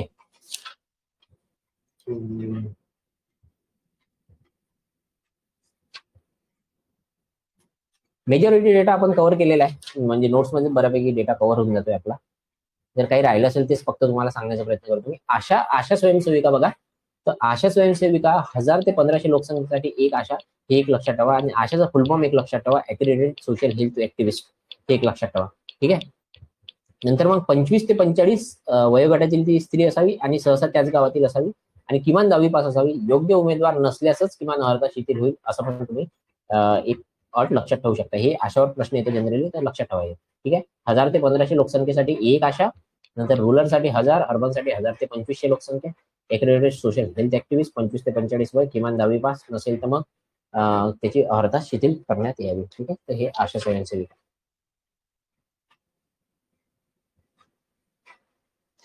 पीएम जनऔषधी योजना बघून घ्या. पीएम जनऔषधी योजना ही 2010-11ची ही बेसिकली योजना आहे अंमलात आलेली. ठीक आहे. नोव्हेंबर 2008ला ही योजनेचे अनावरण करण्यात आले आणि 2010-11ला ही अंमलात आलेली. ठीक आहे. तर केंद्रीय रसायने व खत मंत्रालयाची योजना आहे आणि सार्वजनिक क्षेत्र उद्योग, केंद्रीय औषधी व सार्वजनिक क्षेत्र उद्योग यांच्या समन्वयाने संयुक्त विद्यमाने ही योजना चालू करण्यात आली. पीएम जनऔषधी योजना. इयर लक्षात ठेवा. पीएम जनऔषधी योजनेचं 2008 आणि 2010-11ला ती अंमलात आलेली, हे लक्षात ठेवा. केंद्रीय रसायन मंत्रालय पण लक्षात ठेवा. केंद्रीय रसायन व खत मंत्रालय आणि केंद्रीय औषधी सार्वजनिक क्षेत्र उद्योग यांच्या संयुक्त विद्यमाने. ठीक आहे. हे आपण ऑलरेडी बघितलेलं आहे. राजीव गांधी जीवनदायी योजना डिटेलमध्ये बघितलेलं आपण ते. यामध्ये लक्षात ठेवायचं फक्त महत्वाचं, पांढरे शिधापत्रक धारक असतात ना, त्यांना हा लाभ मिळत नाही. ठीक आहे. आणि 1.5 लाखाचं 2 लाख झालेलं ते पण एक लक्षात ठेवा. कायाकल्प प्रकल्प तुम्हाला सांगितला होता. सार्वजनिक आरोग्य यंत्रणांमध्ये स्वच्छतेचे प्रोत्साहन देण्यासाठी कायाकल्प हा एक प्रोजेक्ट 2015ला चालू करण्यात आलेला होता. आणि स्वच्छ स्वस्त सर्वत्र यामध्ये मग स्वच्छ भारत मिशन आणि हेल्थ याची सांगड घालून एक म्हणजे दोन विविध मंत्रालयाची आंतर मंत्रालयीन योजना होती. 25 डिसेंबर 2016ला चालू झाली. ठीक आहे. स्वच्छ स्वस्त.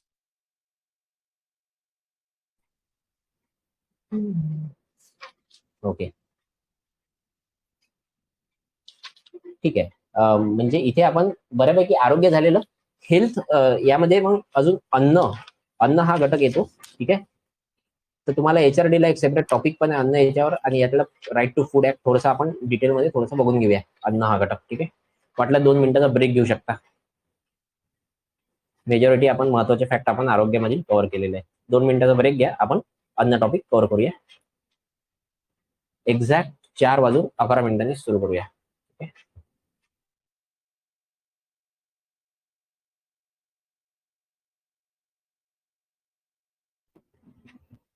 ओके. बघा, राष्ट्रीय पोषण अभियान नॅशनल न्यूट्रिशन मिशन हे 2017ला चालू करण्यात आलेलं. 75 मध्ये ICDS कार्यक्रम चालू करण्यात आलेला. तर ICDSचा एक घटक होता सप्लिमेंटरी न्यूट्रिशन प्रोग्राम. तर त्या घटकाला वैधानिक दर्जा हा नॅशनल पोषण मिशन अंतर्गत मिळालेला. ठीक आहे. तर राष्ट्रीय पोषण अभियानांतर्गत जे रिक्वायरमेंट लक्षात ठेवायचं, बालकांना 6 ते 72 महिने, बालक जर 6 ते 72 महिने म्हणजे 6 महिने ते 6 वर्षाचा असेल तर त्याला प्रति कॅलरी 500 आणि प्रोटीन प्रति लाभार्थी त्याला 500 कॅलरी एवढी रिक्वायरमेंट त्याची असेल, तेवढा त्याला पूरक आहार देणे अपेक्षित आहे. आणि प्रोटीन हे 12 ते 15 ग्रॅम एवढं देणं अपेक्षित आहे. अतिकुपोषित जर बालक असेल तर त्यामध्ये मग 800 कॅलरी आणि 20 ते 25 ग्रॅम प्रोटीन तेवढं देणं त्याला अपेक्षित आहे. आणि गरोदर आणि स्तनदा माता असेल तर त्याला 600 कॅलरी प्रोटीन आणि 600 कॅलरी एवढं त्याने देणं अपेक्षित आहे. आणि प्रोटीन हे 18 ते 20 ग्रॅम एवढं देणं अपेक्षित आहे. हे पाठ करून घेणं महत्वाचं आहे. 500, 12 ते 15 ग्रॅम, 6 महिने ते 6 वर्ष. अति कुपोषित असेल तर मग 800 कॅलरी, 20 ते 25 ग्रॅम. आणि गरोदर स्तनदा माता 600 कॅलरी आणि 18 ते 20 gram. Mid day meal scheme तुम्हाला सांगितलं होतं 1925 मध्ये मद्रास महानगरपालिकेने हे सुरू केलेली होती स्वातंत्र्यापूर्वी. नंतर मग त्याच्यामध्ये 1925 नंतर 1930ला पदुच्चेरीने केलेलं. ठीक आहे. 1930ला पदुच्चेरीने केलेलं. आणि नंतर मग स्वातंत्र्यानंतर पहिलं राज्य जे होतं ते तामिळनाडू होतं. केरळ हे राज्य आलेलं. ठीक आहे. So mid day meal scheme हे 15 ऑगस्ट 1995ला चालू करण्यात आली. 97-98ला पूर्ण देशात लागू करण्यात आलेली. म्हणजे ती सुरुवातीला संपूर्ण देशात नव्हती, हे लक्षात ठेवायचं आहे. ठीक आहे. मिड डे मील स्कीम मध्ये तुम्हाला सांगितलं होतं 450 कॅलरी 12 ग्रॅम प्रोटीन, आणि प्राथमिक शाळेमध्ये 450 कॅलरी आणि 12 ग्रॅम प्रोटीन एवढा त्यांना काय म्हणतात त्याला पूरक आहार मिळणं अपेक्षित होतं. आणि उच्च प्राथमिक मध्ये 700 कॅलरी आणि 200 ग्राम प्रोटीन एवढा आहार त्यांना मिळणं अपेक्षित होतं. ठीक आहे. सर्व शिक्षा अभियानांतर्गत लाभ घेणाऱ्या मदरसा आणि मक्तब यांनाही ही योजना लागू आहे. ठीक आहे. तर हे पाठ करून घ्या. 450 calorie, 12 gram protein, 700 calorie, 20 gram protein. ठीक आहे. आणि पोषण अभियानांतर्गत 500, 12 ते 15 ग्रॅम प्रोटीन, आणि कुपोषित असेल तर 800, 20 ते 25 ग्रॅम प्रोटीन, एक लक्षात ठेवायचं. ठीक आहे. सबला योजना लक्षात घ्या. राजीव गांधी किशोर राजीव गांधी किशोरवयीन मुलींच्या सशक्तीकरणासाठी योजना 2005 205 जिल्ह्यामध्ये बेसिकली ही योजना चालू करण्यात आली होती. सबला योजना हे आपण महिला विकास बघू ना तेव्हा आपण डिटेलमध्ये कव्हर करूया. ठीक आहे. तर 205 जिल्ह्यामध्ये ही बेसिकली सुरू करण्यात आली होती आणि मुलींना अंगणवाडीमध्ये 600 कॅलरी आणि 18 ते 20 ग्रॅम प्रोटीन एवढं त्यांना आहार मिळणं अपेक्षित होतं आणि त्याचबरोबर लोह फॉलिक ऍसिडच्या गोळ्या पण. ठीक आहे. तो ही झाली सबला योजना. नंतर एपीजे कलाम अमृत आहार योजना आपण ऑलरेडी बघितली 15 नोव्हेंबर 2015ला. ही महाराष्ट्राची योजना आहे. त्यामध्ये मग एसटी आदिवासी घटकांसाठी लक्ष गट यामध्ये बालक व स्तनमाता गरोदर स्तनमाता यामध्ये 7 महिने ते 6 वर्ष वयोगटातील मुलांना 2 केळी आणि मांसाहारी असल्यास 1 अंड असं देणं अपेक्षित होतं. ठीक आहे. गरोदर स्तनमातांना 6 महिने सकस आहार देणे म्हणजे प्रेग्नन्सीच्या 3 महिन्या अगोदर, प्रेग्नन्सी नंतर 3 महिन्या अगोदर असं 6 महिने त्यांना सकस आहार देणे त्यामध्ये अपेक्षित होतं. ठीक आहे.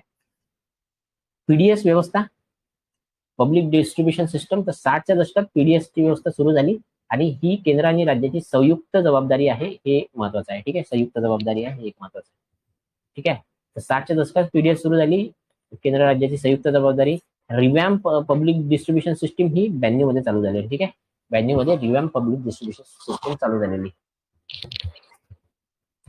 टीपीडीएस म्हणजे काय, टार्गेटेड पब्लिक डिस्ट्रीब्युशन सिस्टीम ही 1997 पासून सुरू झालेली आणि यामध्ये लक्षात घ्या दारिद्र्य रेषेखालील लोकांची ओळख ही 93-94च्या प्रोफेसर लकडावाळ समितीने सुचवलेल्या पद्धतीनुसार करण्यात आलेली. ठीक आहे. तर हे एक इयर लक्षात ठेवा ह्या पीडीएसचे.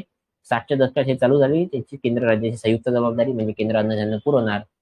ठीक आहे. आणि ते राज्यापर्यंत आल्यानंतर राज्य डिस्ट्रीब्युशन करणार. नंतर मग आरपीडीएस तुम्हाला सांगितलं 92 मध्ये चालू झालेली. ठीक आहे. आरपीडीएस म्हणजे रिवॅम्प पब्लिक डिस्ट्रीब्युशन सिस्टीम.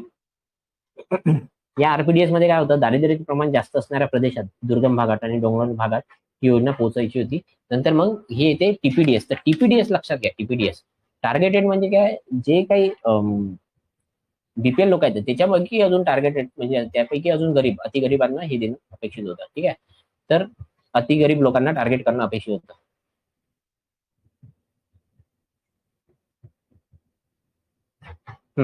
सो सार्वजनिक वितरण व्यवस्था देशातील सर्व लोकांना उपलब्ध होती, पण टीपीडीएसने ती फक्त दारिद्र्य रेषेखालील लोकांना त्यामध्ये टार्गेट करण्यात आलं. तरी दारिद्र्य रेषेवरील लोकांना टीपीडीएस अंतर्गत काय जास्त भावाने अन्न देण्यात येते. आपण जे प्रिव्हियस इयर क्वेश्चन बघितलं त्यामध्ये आलं होतं स्टेटमेंट. ठीक आहे. की टीपीडीएस हे संपूर्ण सगळ्यांना लागू नाहीये. तर येस, सगळ्यांना लागू नाहीये हे स्टेटमेंट ते बरोबर होतं. पण यामध्ये काय दिलेलं आहे, टीपीडीएस फक्त दारिद्र्य रेषेखालील लोकांना लागू आहे, पण दारिद्र्य वरील लोकांना जर द्यायचं असेल तर मग जास्त भावाने देऊ शकतो असं आहे. ठीक आहे. नंतर मग दारिद्र्य रेषेखालील लोकांमधीलही अतिशय गरीब लोकांना मग अंत्योदय अतिलक्षित अशी अंत्योदय अन्न योजना सुरू करण्यात आली. ठीक आहे. अंत्योदय अन्न योजना. आणि अंत्योदय अन्न योजना या अंतर्गत तांदूळ आणि गहू 2 किलो म्हणजे तांदूळ 3 रुपये किलोने आणि गहू 2 रुपये किलोने देण्यास सुरुवात करण्यात आली. आणि म्हणजे डिसेंबर 2000 पासून अंत्योदय अन्न योजना सुरू करण्यात आली. हे एक लक्षात ठेवायचं. ठीक आहे. यामध्ये लक्षात ठेवा 2002 नंतर ही जे अंत्योदय अन्न योजनेअंतर्गत एका कुटुंबाला 35 किलो एवढे अन्न देण्यात येते. पण टीपीडीएस मध्ये काय होतं की पर कुटुंब म्हणजे 5 लोक असतील तर मग एका व्यक्ती मागे 5 म्हणजे असं 25 किलो देण्यात येते. पण इथे अंत्योदय अन्न योजनेमध्ये सरसकट 35 किलो अन्न त्यांना देण्यात येते. ठीक आहे. राईट टू फूड ऍक्ट लक्षात घ्या 12 सप्टेंबर 2013ला हा संमत करण्यात आला आणि 5 जुलै 2013 पासून हा कायदा लागू करण्यात आला. आता डेट लक्षात घ्या 5 जुलै 2013ला संमत केव्हा केला, 12 सप्टेंबर 2013. म्हणजेच काय, रेट्रोस्पेक्टिव्ह म्हणजे मागील दिनांकापासून तो लागू करण्यात आलेला. ठीक आहे. सो अन्न सुरक्षा कायद्यानुसार जे लाभार्थीचे जे गट होते, पहिले कसं होतं एपीएल बीपीएल अंत्योदय अन्न योजना अशा प्रकारचं डिस्ट्रीब्युशन होतं. पण जेव्हापासून हा कायदा आला त्यानंतर मग 2च प्रकारचे डिस्ट्रीब्युशन राहिले. एक अंत्योदय अन्न योजनेअंतर्गत आणि दुसरं अग्रकम कुटुंब. ठीक आहे. तर प्रायोरिटी हाऊस होल्ड यामध्ये मग 2 गट होते. 67% कुटुंब ग्रामीण भागातील प्रायोरिटी हाऊस होल्ड आणि अंत्योदय अन्न योजनेचे लाभार्थी असे 2 गट करण्यात आले. ठीक आहे. त्या कुटुंबापैकी 67% कुटुंब हे ग्रामीण भागातील आणि 50% कुटुंब हे शहरी भागातील असे 75% कुटुंब हे ग्रामीण भागातील आणि 50% कुटुंब हे शहरी भागातील असे 67% लोकांना टार्गेट करणे हे अन्न या कायद्याअंतर्गत टार्गेट करण्यात आले, हे लक्षात ठेवा. ठीक आहे, 67% हा प्रश्न आलेला आहे प्रिलिम्सचा. ठीक आहे, तर राष्ट्रीय अन्न सुरक्षा कायद्या अंतर्गत अग्रक्रम कुटुंब आणि अंत्योदय अन्न योजनेचे लाभार्थी असे 2 गट करण्यात आले आणि देशातील एकूण कुटुंबापैकी 67% कुटुंब म्हणजे काय, ग्रामीण भागातील 75% आणि शहरी भागातील 50% असे 67% कुटुंब या योजनेअंतर्गत या कायद्याअंतर्गत टार्गेट करण्यात आले, हे महत्वाचं आहे. ठीक आहे, आणि जर जर जर राज्य अन्न जर देऊ शकला नाही तर त्याला अन्न सुरक्षा भत्ता देण्याचं काम, ठीक आहे, ही जबाबदारी केंद्र शासनाची आहे. ठीक आहे, अन्नधान्य जर न मिळाल्यास फूड सिक्युरिटी अलाउन्स देण्याची जबाबदारी केंद्राची आहे, बरं का, राज्याची नाही आहे. राज्याची नाहीये, केंद्राची आहे, ही महत्वाचं आहे. ठीक आहे, रेट सारखाच आहे, 3-2-1. तांदूळाचा 3 किलो, गहूचा 2 किलो आणि भरड धान्य 1 किलो. बट जे अग्रक्रम कुटुंब आहे त्यांना 5 kg प्रति व्यक्ती प्रतिमाह असं धान्य मिळते आणि अंत्योदय अन्न योजनेअंतर्गत 35 kg प्रति व्यक्ती प्रतिमाह किंवा प्रति व्यक्ती प्रतिमाह नाही, प्रति कुटुंब प्रतिमाह असं मिळते.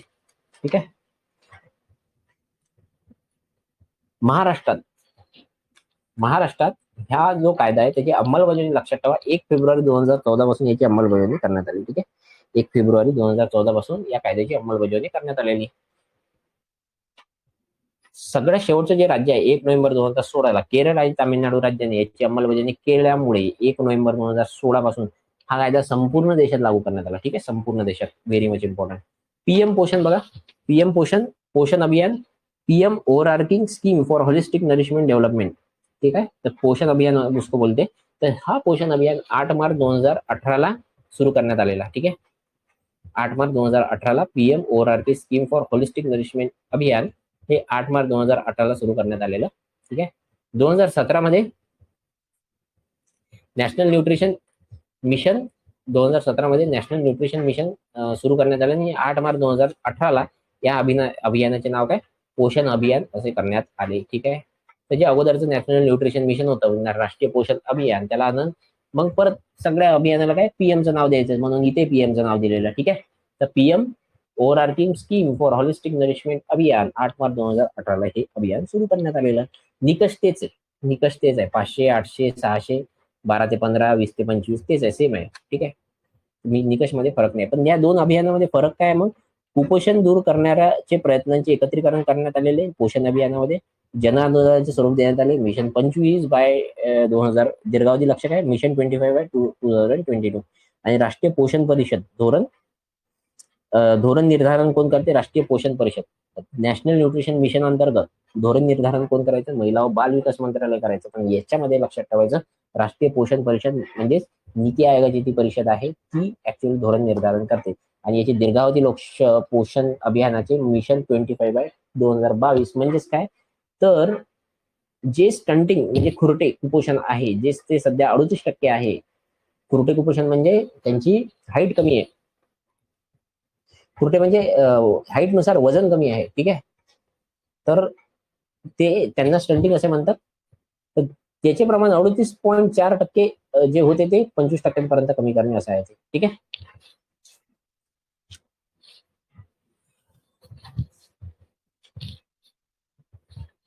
मग याचे हे लक्ष पण लक्षात ठेवा. पोषण अभियानांतर्गत 19-20 मध्ये कोणती लक्ष गाठायचे, तर स्टंटिंग म्हणजे खुरटे कुपोषण. ठीक आहे,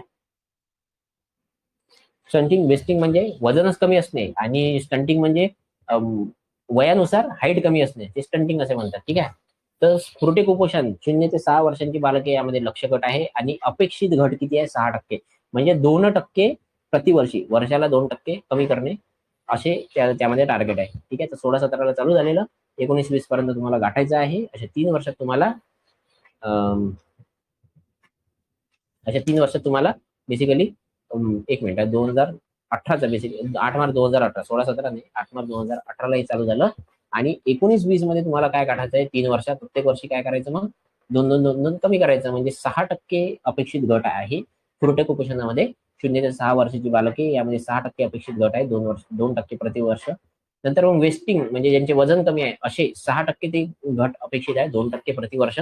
आणि अॅनिमिया रक्तक्षय. ठीक आहे, तर 6 महिने ते 5 वर्षाची बालके यांना 6 महिने ते 5 वर्षाची बालके व महिला व किशोरवयीन मुली यांच्यात अॅनिमियाचे प्रमाण हे 3 वर्षात किती टक्के करणे, 9% करणे अपेक्षित आहे. ठीक आहे, 9%, 9%. ओके, हे झालं तुमचे 2019-20 मध्ये गाठवायची लक्ष्य. हे झालं आपलं अन्न सगळं कव्हर झालेलं. ठीक आहे. यामध्ये आता काही जे देशल्या ज्या नवीन भागामध्ये अपडेट आलेलं होतं, आपण जे काही डेटा केला तो आय थिंक थोडासा 2-3 काही नवीन स्कीम आहेत ते आपण बघूया.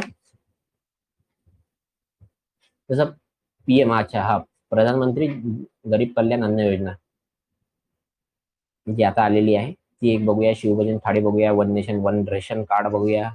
ठीक आहे. तर अशा 2-4 स्कीम आहे ते आपण बघूया थोड्या वेळाने. एक 2 मिनिटाचा ब्रेक घ्या किंवा 5 मिनिटाचा ब्रेक घ्या. 4:30 वाजता आपण जे काही अपडेट असेल ते कव्हर करूया, कंटिन्यू करूया. ठीक आहे.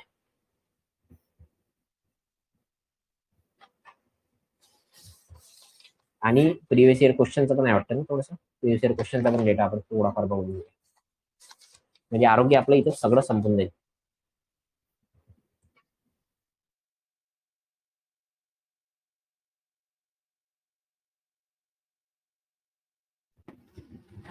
ओके. आरोग्य बघून घेऊया. राहिलेला 2-4 जे एक्स्ट्रा स्कीम्स आहेत त्या बघून घेऊया.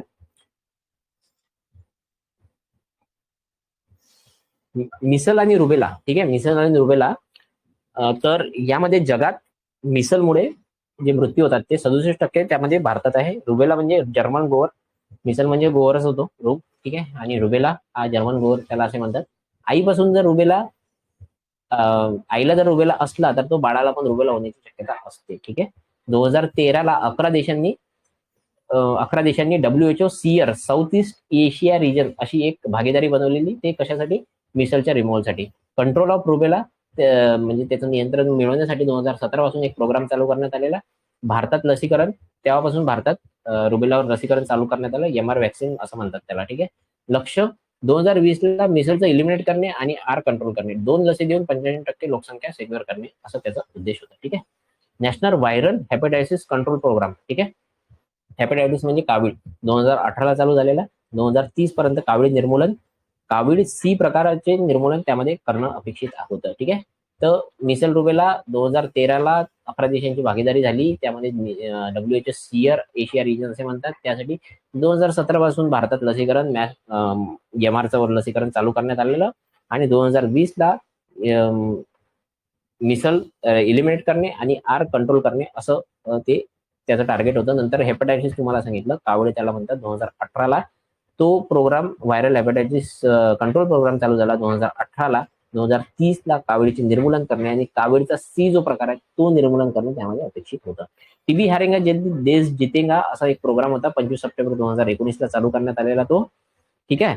तर लागण दर जो आहे 2015ला तो 217 होता. तो 43 वर कमी करणे 2025 पर्यंत असं टार्गेट त्याचं आहे. ठीक आहे. आणि टीबी हारेंगा देश जितेंगा यामध्ये मग केवळ मुखावाटे घेण्याचा कोर्स विकसित करणे, इंजेक्शन काही द्यायचं नाही. 2020 पर्यंत क्षयरोग सेवांचा महत्तम पोहोच निर्माण करणे. ठीक आहे. हे त्यामध्ये अपेक्षित होतं. आणि त्यामध्ये मग लक्षात घ्या, जो टीबी हारेंगा देश जितेंगा यासाठी एक कॉम्पिटिशन ऑर्गनाईज करण्यात आलेली होती. त्यामध्ये मग गुजरात आणि हिमाचल प्रदेश हे बेस्ट परफॉर्मिंग स्टेट म्हणून त्यांचा गौरव करण्यात आलेला. ठीक आहे. इंटेन्सिफाईड मिशन इंद्रधनुष्य आपण ऑलरेडी बघितलं होतं. 2.0 आणि 3.0. तर 2.0 2017 पासून वडनगर गुजरात येथे चालू करण्यात आलं. नंतर मग त्यामध्ये संपूर्ण लसीकरणाची पातळी अल्प असणाऱ्या राज्यामध्ये ग्रामीण आणि शहरी दोन्ही भागामध्ये हे लसीकरण राबवण्याचं टार्गेट होतं. ठीक आहे. 3.0 केव्हा चालू करण्यात आलं? 22 फेब्रुवारी 2021ला 3.0. तर जे कोविडमुळे जे राहून गेलेले लसीकरण होते ना ते कव्हर करण्याचा प्रयत्न 3.0 मध्ये करण्यात आले. ठीक आहे. नंतर महाराष्ट्रातील एकात्मिक आरोग्य योजना तुम्हाला अगोदर बघितलं होतं. PM जन आरोग्य योजना आणि महात्मा फुले जन आरोग्य योजना याचं कंपॅरिझन ऑलरेडी आपण बघितलेलं आहे. महात्मा फुले जन आरोग्य योजनेची तारीख लक्षात ठेवायची 1 एप्रिल 2017 आणि PM जन आरोग्याची तारीख लक्षात ठेवायची 23 सप्टेंबर 2018. ठीक आहे. तर यामध्ये 5 लाख आणि तिकडे 2 लाख होतं हे आपण ऑलरेडी बघितलेलं आहे. हा, PM आत्मनिर्भर स्वस्थ भारत योजना. ठीक आहे. तर ही बजेट 21-22 मध्ये मेन्शन करण्यात आलेली होती योजना, PM आत्मनिर्भर स्वस्थ भारत योजना. यामध्ये नवीन आजाराचा शोध घेऊन त्यावर उपाय, त्यासाठी नवीन आजाराचा शोध घेऊन त्यावर उपाय, त्यासाठी प्राथमिक, द्वितीयक, तृतीयक आरोग्य यंत्रणा आणि संस्था त्यांची निर्मिती करणे हे याच्या अंतर्गत येतं. PM आत्मनिर्भर स्वस्थ भारत योजना. ठीक आहे. स्ट्रेंथनिंग इंडियाज मेडिकल इन्फ्रास्ट्रक्चर हे त्यामध्ये येतं. ठीक आहे. तर हे कशामध्ये करण्यात येतं? पीएम आत्मनिर्भर स्वस्थ भारत योजनेअंतर्गत. ठीक आहे. मोबाईल हेल्थ इनिशिएटिव्ह बघा, तर मोबाईल अकॅडमी आशा वर्करसाठी ऑडिओच्या माध्यमातून ट्रेनिंग देणे. जसं आता आपण आपलं ऑडिओच्या माध्यमातून चाललंय, तसं त्यांना ऑडिओच्या माध्यमातून ट्रेनिंग देणे आशा वर्करसाठी mobile academy. Kilkari audio message for the women and child तसेच कॉलिंग, हे किलकारी ऍप होतं. ठीक आहे. तर हे मोबाईल हेल्थ इनिशिएटिव्ह, तर ऑडिओ मेसेजच्या माध्यमातून वुमेन अँड चाइल्डला तसेच कॉलिंगच्या माध्यमातून त्यांना मदत करणे. निक्षय हे टीबी रुग्णांसाठी होतं. यम सेसेशन प्रोग्राम म्हणजे टोबॅको क्विट करण्यासाठी एम सेशन प्रोग्राम होता. ठीक आहे. मोबाईल अकॅडमी, किलकारी, निक्षय हे लक्षात ठेवा, महत्वाचे आहे. ठीक आहे. पीएम गरीब कल्याण अन्न योजना, पीएम गरीब कल्याण GKAY ही योजना 3 महिन्यासाठी राबवण्यात आली होती. सॉरी 3 नाही, एप्रिल ते नोव्हेंबर 2020 कोविडच्या दरम्यान राबवण्यात आली होती. आत्मनिर्भर पॅकेजचा हा एक भाग होता. ठीक आहे. सो त्यामध्येच मग ते तुम्हाला सांगितलं ना मगाशी पीएम GKY काय आहे, तर ते हेच आहे, पीएम GKY अन्न योजना. तर यामध्ये मग ज्याच्या बेसिसवर युपी मध्ये इलेक्शन जिंकलेले आहेत, तर ती ही योजना आहे. ठीक आहे. पीएम गरीब कल्याण अन्न योजना. नंतर मग 22 पैकी 19 राज्यांमध्ये TFR हा टोटल फर्टिलिटी रेट लक्षात ठेवायचा. 22 पैकी 19 राज्यांमध्ये TFR जो आहे तो मणिपूर, मेघालय आणि बिहार यामध्ये जास्त आहे. हे नॅशनल फॅमिली हेल्थ सर्व्हे जो 5वा हेल्थ सर्व्हे आलेला, ठीक आहे, त्यामध्ये हा महत्वाचा फॅक्ट आहे, मला वाटलं लिहून घ्यायचं, त्यामुळे तुम्हाला सांगतोय.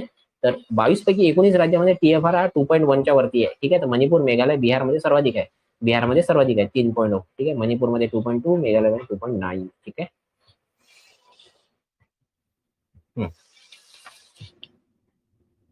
ठीक आहे. हे थोडंसं अपडेट होतं. अजून एक अपडेट आहे बघा, सबला सक्षम अंगणवाडी आणि पोषण 2.0 ही सर्वोच्च योजनामधून चालू करण्यात आली. तर त्यामध्ये अगोदर जे आपण बघितलं, ICDS बघितलं, पोषण अभियान बघितलं, सबला योजना बघितलं, नॅशनल क्रेचे स्कीम बघितली. तर ह्या सगळ्या योजनांचं एकत्रीकरणातून आता एक नवीन योजना आली, त्याला काय म्हणतात, सक्षम अंगणवाडी आणि पोषण 2.0 अशी सर्वोच्च योजना म्हणून सुरू करण्यात आलेली. ठीक आहे. सक्षम अंगणवाडी आणि पोषण योजना 2.0. ठीक आहे. पोषण 2.0 मध्ये मग 21-22 पासून सुरू करण्यात आलेली पोषण 2.0. Fortification of rice and east distribution म्हणजे काय, राईसची गुणवत्ता वाढवणे, त्याच्या माध्यमातून मग काय नाही का, अॅनिमिया, जे फॉलिक ऍसिड आहे याचे गुणधर्म वाढवणे. ठीक आहे. फॉलिक ऍसिड, B12, लोहाचे प्रमाण वाढवणे, त्यासाठी fortification of rice and east distribution he scheme चालू करण्यात आलेली होती 19-20 पासून 3 वर्षांसाठी. ठीक आहे. तर प्रायोगिक तत्वावर 15 जिल्ह्यात सुरू करण्यात आली होती. महाराष्ट्रात गडचिरोली जिल्ह्यात चालू करण्यात आली होती. ते टाटा ट्रस्टी या योजनेला मदत केली होती. तर राईसमध्ये गुणवत्ता वर्धन करण्यासाठी ही योजना होती. ठीक आहे. तर 75-25, 75% केंद्र देणार, 25% राज्य देणार, अशा प्रकारचं ते केंद्र, राज्य आणि प्रायव्हेट पार्टनरशिपमध्ये टाटा ट्रस्ट आणि BPCI यांच्या सहभागाने ही फोर्टिफिकेशन ऑफ राईस आणि डिस्ट्रीब्युशन ही योजना चालू करण्यात आली होती. One nation one ration card ही योजना महत्वाची आहे. मुख्य लाभार्थी याचे स्थलांतरित मजूर असतात. याची सुरुवात जी आहे ना 1 जानेवारी 2020 ला चालू करण्यात आली होती. 11 राज्य आणि युनियन टेरिटरीमध्ये सुरू करण्यात आली. तर लक्षात ठेवायचं 1 जानेवारी 2020 ला ही वन नेशन वन कार्ड चालू करण्यात आली, परंतु संपूर्ण भारतात लागू नाही करण्यात आली. तर 11 राज्य आणि युनियन टेरिटरीमध्ये चालू करण्यात आली. जुने नाव काय होते याचे? IMPDS. ठीक आहे. तर integrated management of the PDS असे त्याचे जुने नाव होते. तर आता त्याला काय म्हणतात? One nation one ration card. 1 जानेवारी 2020. ठीक आहे. संपूर्ण भारतात लागू केव्हा करण्यात आली लक्षात ठेवायचं, 31 मार्च 2022 पर्यंत ते संपूर्ण भारतात लागू करण्याचं त्याचं उद्दिष्ट आहे. ठीक आहे. 31 मार्च 2022 म्हणजे 10 दिवसांची लागू करण्यात येणार. ठीक आहे. तर संपूर्ण भारतात लागू 31 मार्च 2022 पर्यंत करण्याचं उद्दिष्ट होतं. ठीक आहे. शिवभोजन थाळी पण लक्षात ठेवा, 10 रुपये थाळी 26 जानेवारी 2020 ला आणि 1 एप्रिल 2020 पासून तालुका स्तरावर पण ती हे करण्यात आली आणि कोविडच्या दरम्यान लॉकडाऊन मध्ये फ्री थाळी देण्यात आलेली. ठीक आहे. तर शिवभोजन थाळी 10 रुपये 26 जानेवारी 2020 हे तारीख लक्षात ठेवा, 26 जानेवारी 2020 शिवभोजन थाळी. ठीक आहे. वन नेशन वन कार्ड ही महत्वाची योजना आहे, ती पण चांगली करून घ्या. ठीक आहे. तर वी आर डन विथ आरोग्य. आरोग्याचं सगळं झालंय आपलं, काही राहिलेलं नाहीये. ठीक आहे. आता आपलं HRDचं बघा, HRDचे सगळे टॉपिक झालेले जवळपास 1 to 5. आपलं फक्त आता HR बाकी आहे. तर HR आपण मी तुम्हाला नोटिफाय करतो, HR आपण केव्हा कंटिन्यू करायचं, HR पण आपण कव्हर करण्याचा प्रयत्न करूया. तर आणि HRD मध्ये लक्षात घ्या, जे सुरुवातीचा जो डेटा होता ना, डेटा लोकसंख्येच्या बाबतीत, तो डेटा आपण इकॉनॉमिक्स मध्ये कव्हर होऊन जाईल. पण त्याच्यातला जो अर्धा भाग होता, जसं काही महत्वाच्या संस्था होत्या, त्या आपण एज्युकेशन मध्येच कव्हर करून टाकलेलं. ठीक आहे. तर अशा प्रकारे आपलं सगळं HRD झालेलं. ठीक आहे. Okay, bye bye, take care. थांबूयात आपण इथे. करा अभ्यास चांगला. Bye bye.